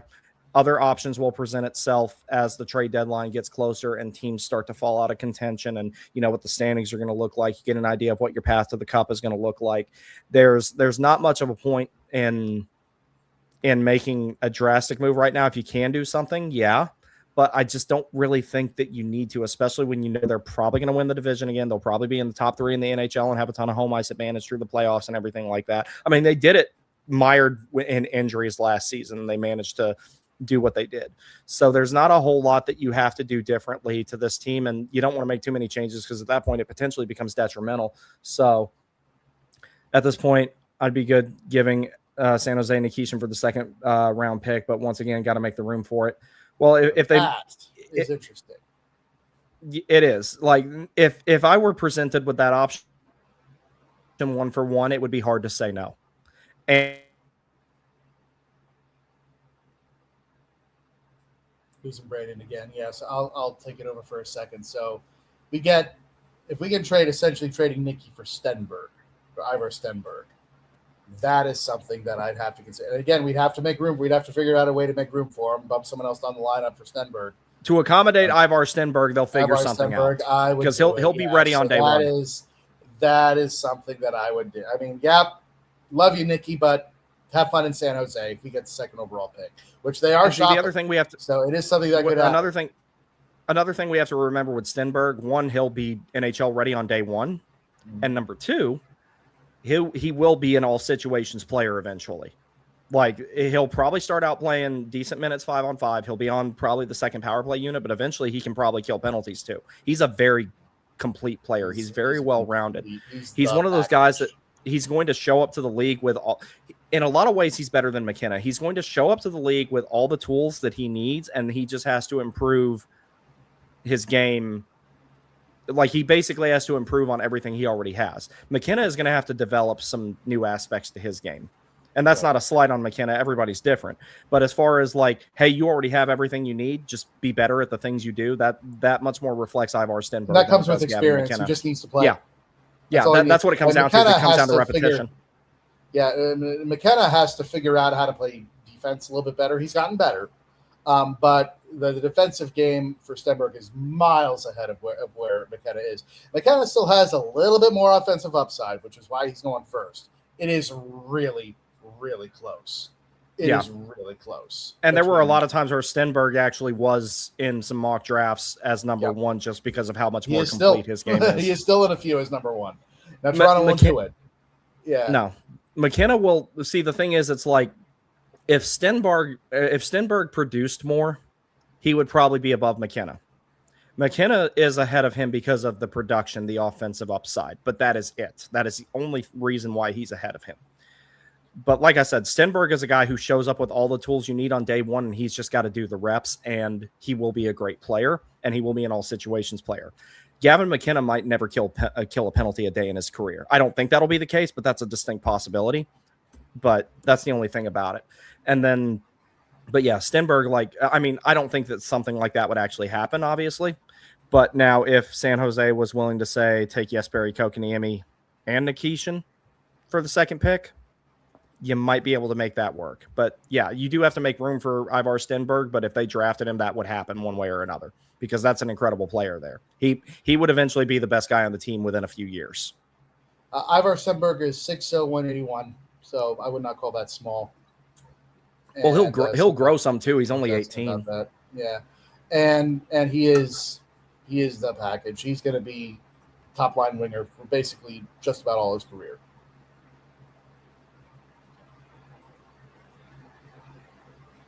Let's see what else we got here. But yeah, and see, the other thing we have to consider with players being listed as small, this team is one really good at drafting small forwards, and they get the best of the best. They get the cream of the crop when it comes to that in a lot of cases. The other thing to consider is men typically grow until they're 22, and you can grow until you're 25. I grew until I was 25. I was 5'4" when I joined the Navy, and I was 5'11" when I left. So you can grow until you're 25 if you're a man. You typically don't. Nice. Yeah, you typically don't grow. You didn't hang yourself upside down often enough. You gotta stretch it out and everything. Yeah. I swear I didn't do any of that to get any taller because I didn't really care about it. I'm built to be wide, not tall. I'm actually surprised I'm as tall as I am, but it's like men can typically grow at least until they're 22. In some cases, they'll grow later than that. So like a guy who's 6 foot tall at 18, I anticipate usually comes out to be 6'1", 6'2", and put on some more muscle by the time that they're grown into their full body. I think Aho was 5'10" when he was drafted. And now he's 6 foot tall, because he wasn't 6 foot tall when he was drafted. There's no way. Who are you talking about? Sorry, Aho. When he was drafted, he was about like 5'11", so he grew. Yeah. He grew about an inch or two. He grew a little bit. Yeah. But yeah, Stenberg is a guy that you don't worry about the lack of size just because of how good he is to begin with. And like the rate of scoring that he did in the SHL at 18 is absurd. Yeah, and that's a good league. That's a very good league. That's way better than the NCAA. Yeah. No, that's a very good league. Like, he was a boy playing against men and He did and fine was there. beating him and was schooling him. Yeah. And as far as his production goes, the only guys there are 2 players who have outscored him at a per game pace in that league. Daniel Sedin and Peter Forsberg. You may have heard of them. Yep. Mm-hmm. That says something because Peter Forsberg is still widely regarded as the best Swedish player that ever played in the NHL by many. Forward. Or best forward anyway. Defenseman, it's Lidstrom by far. Like that's not even close. Samuelson, got to give him some love too, though. Samuelson, yeah, absolutely. Charlotte Checkers coach legend. But yeah, no, it's like, so, it's like when it comes to the production side of it, it's there, but he does it without sacrificing the 200-foot two-way part of his game. So that's one of the reasons that, like, we've talked about him so much on here in the event that in some miraculous turn of events that Carolina could draft him, that they would do it. I mean, hell, he'll hit the ice day one and look like he's been playing in the NHL for years. Yeah, no, he's very, very high IQ player. He's a good skater too. Actually, I'd say great skater. Crazy Axe says, "Oh shoot, it's actually reported. Nikishin contract negotiations are hefty, and he didn't like playing on the third pair this season." Yeah, I saw that. That's his agent talking. Yeah, agent, well, I mean, talking through Drieger. Yeah, I mean, the thing about it is, though, like I said, if the information I got was accurate, and this was back in March, him getting traded is actually kind of an inevitable conclusion. And it's starting to look more and more like the information I got was good, if that's the case. Jesse Lancaster says, if Nikishin doesn't want to play in the third line, what do? Trade him. That's about all you can trade do. Him, or be like, hey, I don't know what the Hurricanes offer is. If it's probably not 7x7, it's probably less than that. But it's 6.5, probably. Yeah, it's probably less than that. But it's like, I'd still be like, look, you want to be on, you want to go back to Russia and play, or you want to hold out here and not play for us when you can have, more money than you'll ever make there. So he has no leverage. He can, and I actually think he may have a point. There may be a point to that. There may be a point to, we talked about it. Him playing third pair with Ghost when he has to cover for Ghost is not how he's best utilized. So no. I kind of get that gripe to a certain extent. But at the same time, where else are you going to go? You can go back to Russia if you like, or you can sign on the dotted line. Because no one else can offer sheet him. He can't negotiate with anyone else. See, I kind of, in a way, though, I feel bad for him with that, considering he already got linchpinned into one contract in the K when he got traded from. Oh, right. This is another thing I wanted to mention earlier. When he got traded from Spartak Moscow.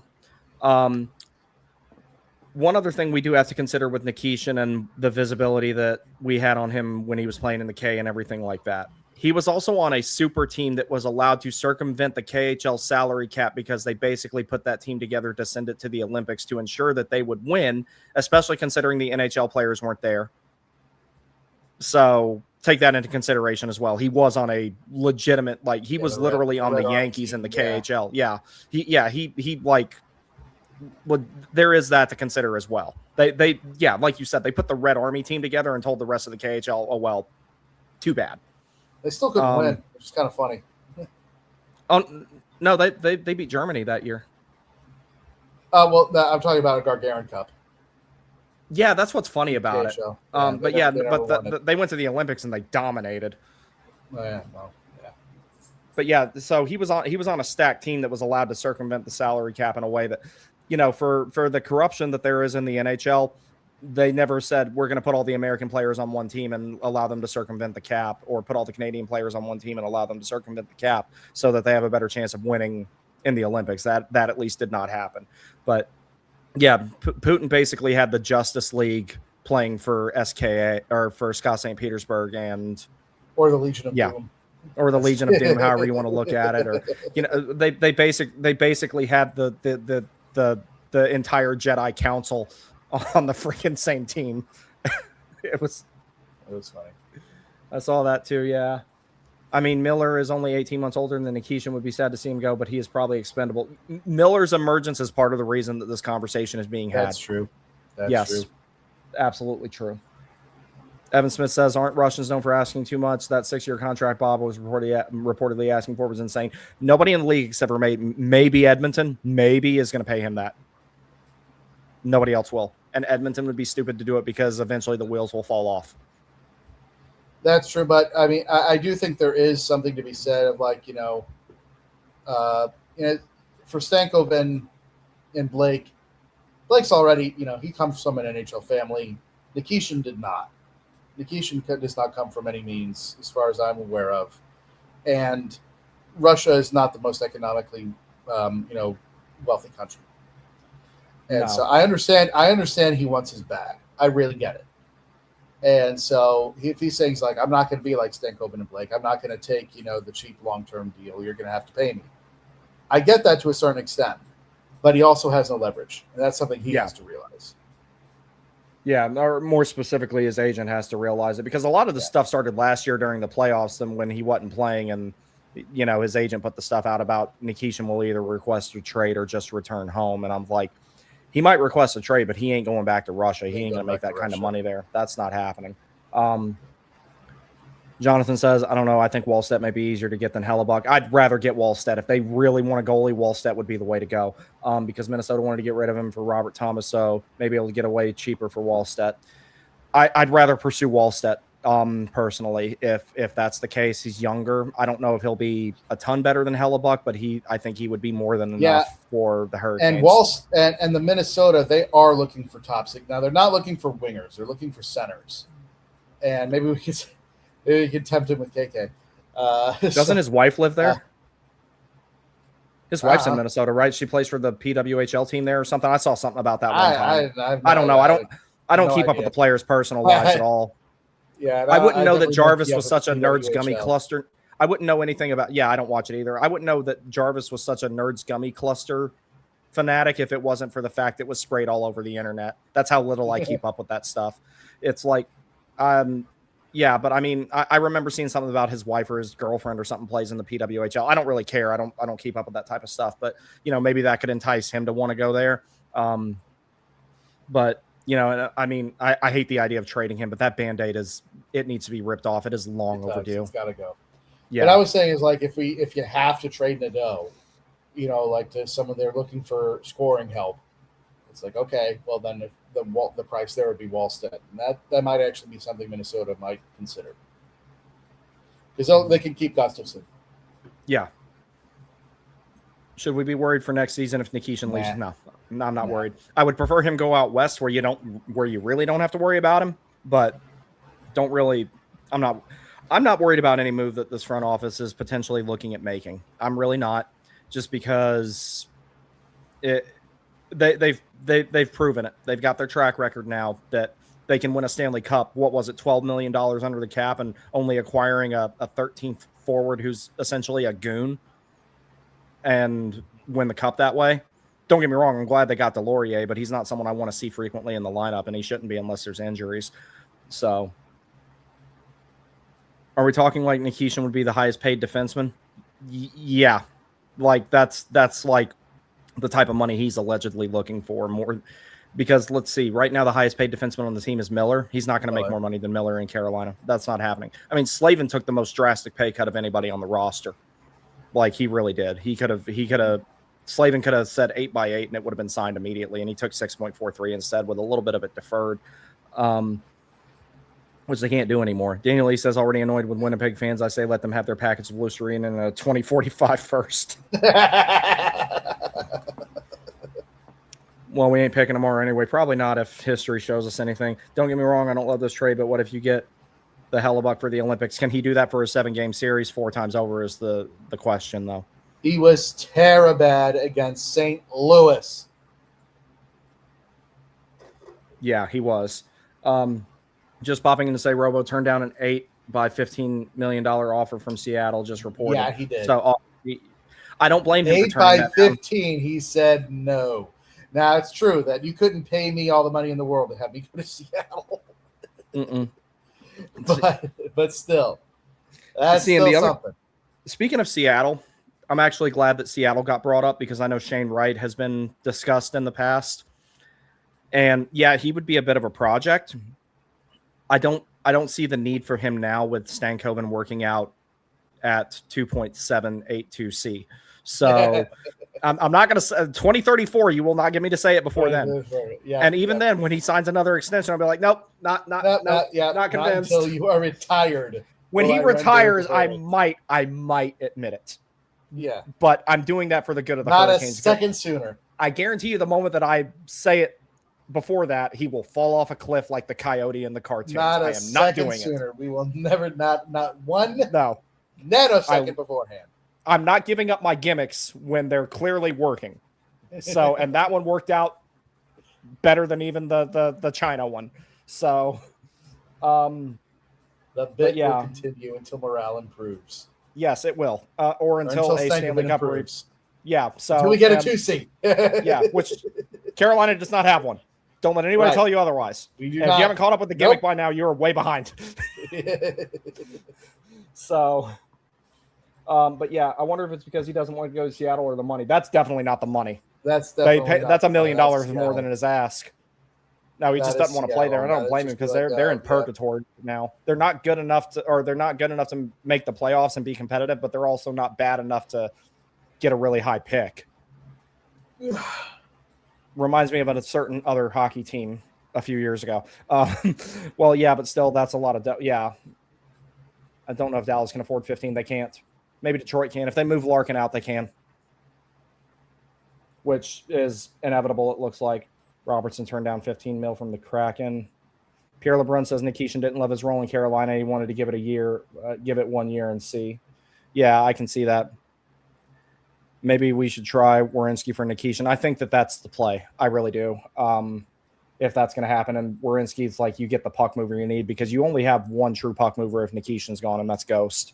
So I would get rid of Chatty instead of Nikishin. I'd say Hellebuck better going to the Sabres, etc. Yeah, Hellebuck. I don't see the point.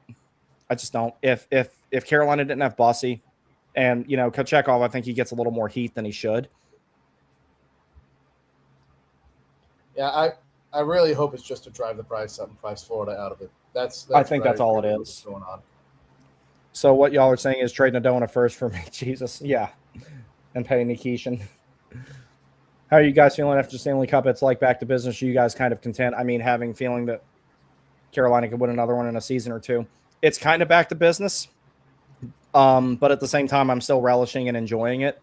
The only, if you can call it a downside, the only downside of this season was they didn't play anybody I hate. Because if Buffalo had managed to beat Montreal and that been the conference finals, y'all would have seen me foaming at the mouth. There is not a single franchise on this planet other than the Knoxville Ice Bears in the SPHL that I hate more than the Buffalo Sabres. That's our blood enemy. So, they are truly our sworn enemy. Also, I do want to crack at Florida just to shut them up. They'll get their chance. I want them. I want their ass. They'll get their chance. Unless it all falls apart there, and that would be even funnier, but I'd rather Carolina beat them. If Nikishin doesn't want to, I mean, they'll come up with excuses and they'll say it was the refs or Aho bumped into Reinhart and killed him or something. They'll fight. Something I figured out a long time ago is that no matter what this team does, somebody will find something to bitch about. Well, see, I just when the Hurricanes don't win, I say that they just didn't play good enough, and I cite reasons why. Like, I don't sit there and say, oh, the officiating this, the officiating that. If you play well enough, the officiating doesn't become a factor. And that's something I want to talk about with the Stanley Cup final in particular. I thought the officiating in that was pretty good, honestly. I thought it was actually, I didn't really have an issue with the officiating in the Eastern Conference Finals or in the Stanley Cup final. Like, there's a couple of things in the Ottawa, especially in the Ottawa, was officiated ridiculously, I thought. Oh, you mean the period worth of 5-on-3 time the Hurricanes had to kill off? Well, so there was some absurd nonsense that was going on in that series. But in Philadelphia, there was a little bit of issues, but as it got later in the playoffs, I thought it actually was better. Yeah. Height and weight, baby. Yeah, that used to annoy the hell out of me. That's one of the reasons I got out of the military. I got tired of people who were legitimately obese calling me fat. I'm like, no, bro. I'm more active than all of you. I hated that. Can't skip leg day. Nope. And that was one of my first workouts back since during the playoffs. I didn't work out a whole lot because I was, watching the Canes and everything like that. Rod looks like he aged 10 years backwards after the cup win, and it's like all the stress is finally off of him. That's one of the reasons why I think the chances of repeating are pretty good. That the last little bit of pressure is off of them now, and they're going to be a lot more relaxed, have, less brain fog, and the expectations now that they've met him once, they're probably saying that they can do it again. And Jordan Stahl, with that one interview where they asked him if he was going to ride off in the sunset, he's like, no, I want another one. I was like, that's the right mentality, because you got the team that can do it. So would you be more interested in EP40 now that Vancouver knows they will have to retain if they want a real player return for the player? So here's the thing with EP40. My stance on that has not really changed. There's an excellent player there when he plays the way that we know that he can play. I'm just more concerned of that guy not showing up. And that's where I have a concern of my own, because I've seen, and you can see the dichotomy of it in one shift at times. The Elias Pettersson, who looks like it. Now keep in mind, he's Swedish, and everybody from that region of the country, they look like they don't care. They look stoic as they come. Victor Rask, for example, that guy had the blankest facial expression I have ever seen in my life. Same thing with Teravainen from Finland. But you can almost see the dichotomy of Elias Pettersson shift to shift, where he's playing his ass off one second, it looks like he's doing cardio the next. If you get the guy who puts in 100% effort the entire time, that would be a good deal. I'm just concerned that that guy doesn't show up, and that's a lot to give up, and that's a lot of cap for a player that if he doesn't play that way every shift, it would not be worth it. It is. The one thing I'll ask you about this is part of the reason I think that happened with EP40 is that, well, Vancouver sucks, and he checked out. Now, that doesn't speak well of him. That's not a compliment. That's not an excuse, because like the true pro, the true professional is supposed to give 100% no matter what situation he's in. Yeah. And he did not. However, I won't say it's, I mean, we've all kind of been there, so I know I have, at least I'll speak for myself, where if you're in a bad situation, you're just like, fuck this. Like, screw this. I'm not, the team's not trying, so why should I? So I think that's part of it. So, and if he comes here, I know that would be different. Whether that would mean that he would obviously like, okay, I'm in a new situation now with a new coach and a new team. If that would change it so that he would never have that lapse. I hope it would, mm-hmm. But so that's at least my opinion as to why it looks like that. I think he's just checked out of Vancouver.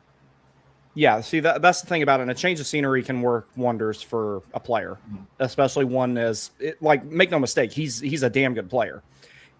When he's on his game, he's a top 10 center in the league. It's just the fact. It's the fact of, if he comes to Carolina, takes advantage of the fresh start and the change of scenery and plays that way the entire time, then Carolina probably has a really good chance at repeating.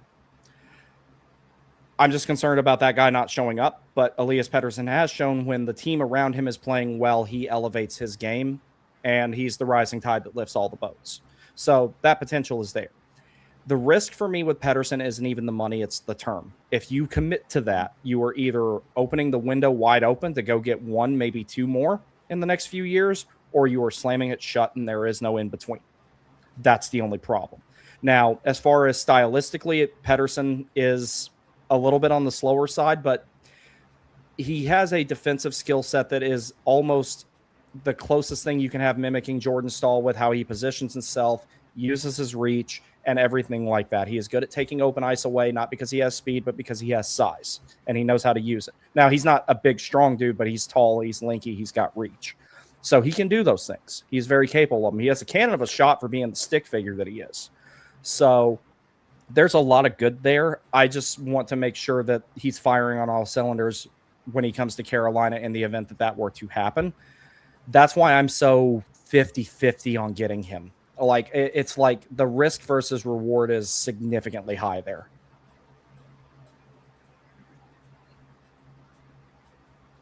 You're looking at something, aren't you? Yeah. So Katie just commented on one of my my other side of Twitter that I do. So I was kind of surprised. But we'll get back to this. Hey, fellas, I'm back. You see the report. Nikishin supposedly wasn't happy with his role here. Yes, we have talked about that. Discussed it. What is Carolina Crazy X doing in here? We made it. No, they're in here all the time. They're good dudes. I followed Morning Take on my personal since 2021. Did I start in 2021? Shit, how long has it been now? I don't think it was that 2023. long ago. That was 2023. No, I think it's only been like 3 years. I think 2023 was when I started, I think. But yeah, I know what he means. That's what I noticed, but that was yeah. Yeah, that's about when I started out. I think it was late in the season in 2023 was when I started out, and I started getting traction last year in particular. I want to say it was. You were on your burner. Unless it's another D or center, Connor also coming back. I wouldn't trade Nikishin to Winnipeg. Yeah, if Nikishin goes to Winnipeg, I want Kyle Connor coming back, not Carter. Carolina Crazy. I'm your biggest fan.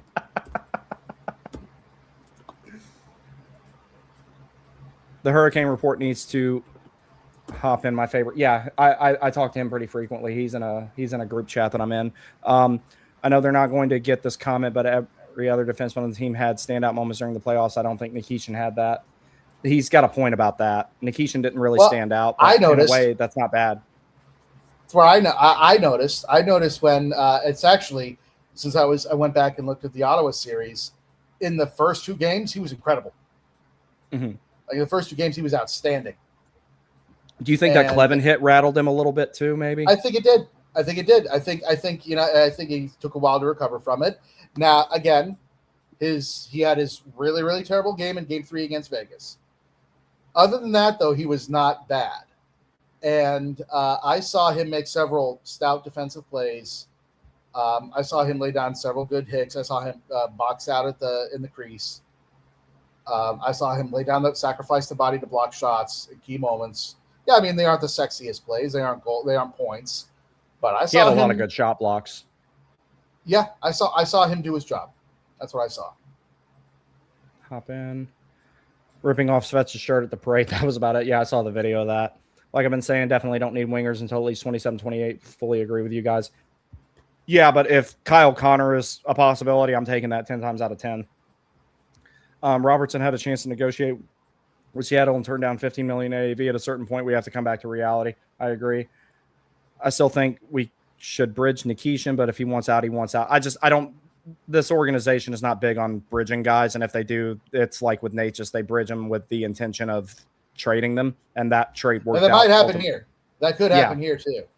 I could see that. And then not to mention, it's like if you trade him, you don't have to bring in another defenseman. You got 2 ready. It's just you only have 1 puck mover and 1 legitimate power play quarterback. That's the only downside, and that's Goss's fair.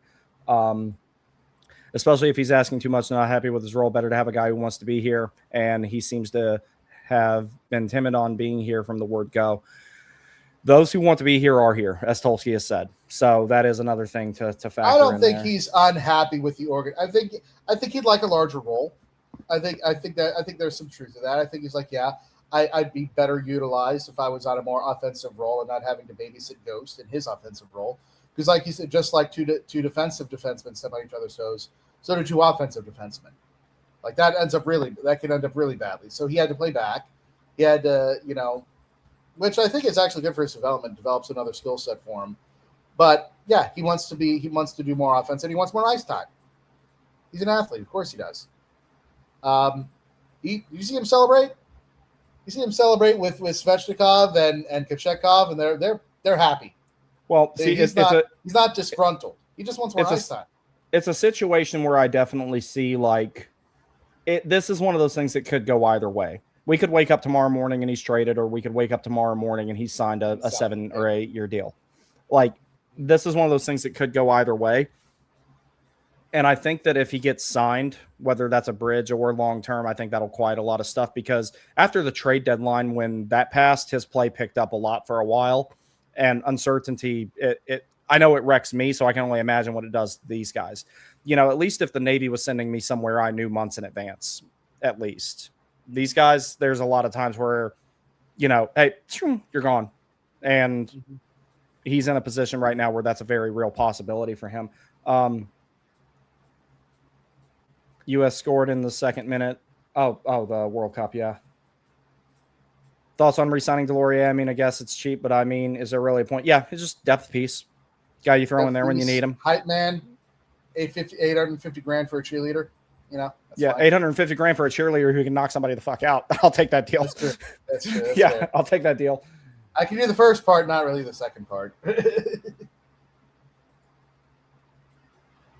I love that Carolina has a young core locked up, but Carolina also has so many prospects who seem to be ready now. How long will they patiently wait before they go out?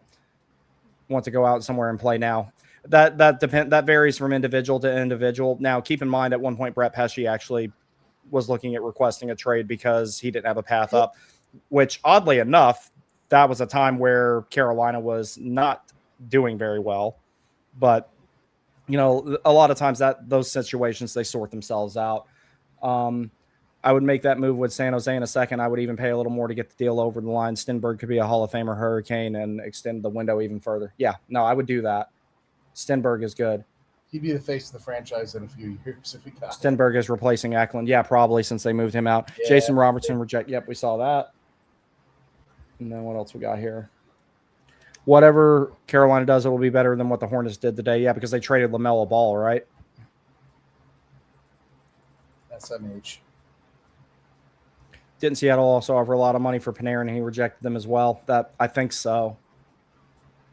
Slavin and Werenski pairing could be something special. It could. I have it in my head we are going to run out Slavin and Werenski together, and now I must see it happen. Really swore you started in 22. At least high school kind of blurs together. Oh, it only gets worse, buddy. The older you get, the more it all blurs together. Yeah. I have a hard time remembering what order things happened in 2 weeks ago. Like, yeah, it only gets worse because, you know, the mind is like a memory bank, and you use a lot of it up before your 30s, and you start to not remember things. So I was talking to some Rangers fans, and they said they didn't want Scott. They just wanted to get rid of Miller. Also said that Miller is the same player in New York, and that he saw this, right? Yeah. Yeah. I think he just said that one again. Mm-hmm. Matthew P is having a lot of copium about Nikishin. You will pry Nikki from my cold, dead hands. To your point, then, Matt, do you think that we should put Nikishin with Slavin and Chatty with Ghost? I mean, the Chatfield and Ghost pair has worked before. Yes. Yes, I would. Damn USA. Would love to see him signed. You guys still have memories? I'm getting to the point where I don't, but Matthew needs to let over my dead body, Cavery. Well, I mean, that's how I felt about KK for a long time, so I can sympathize with it.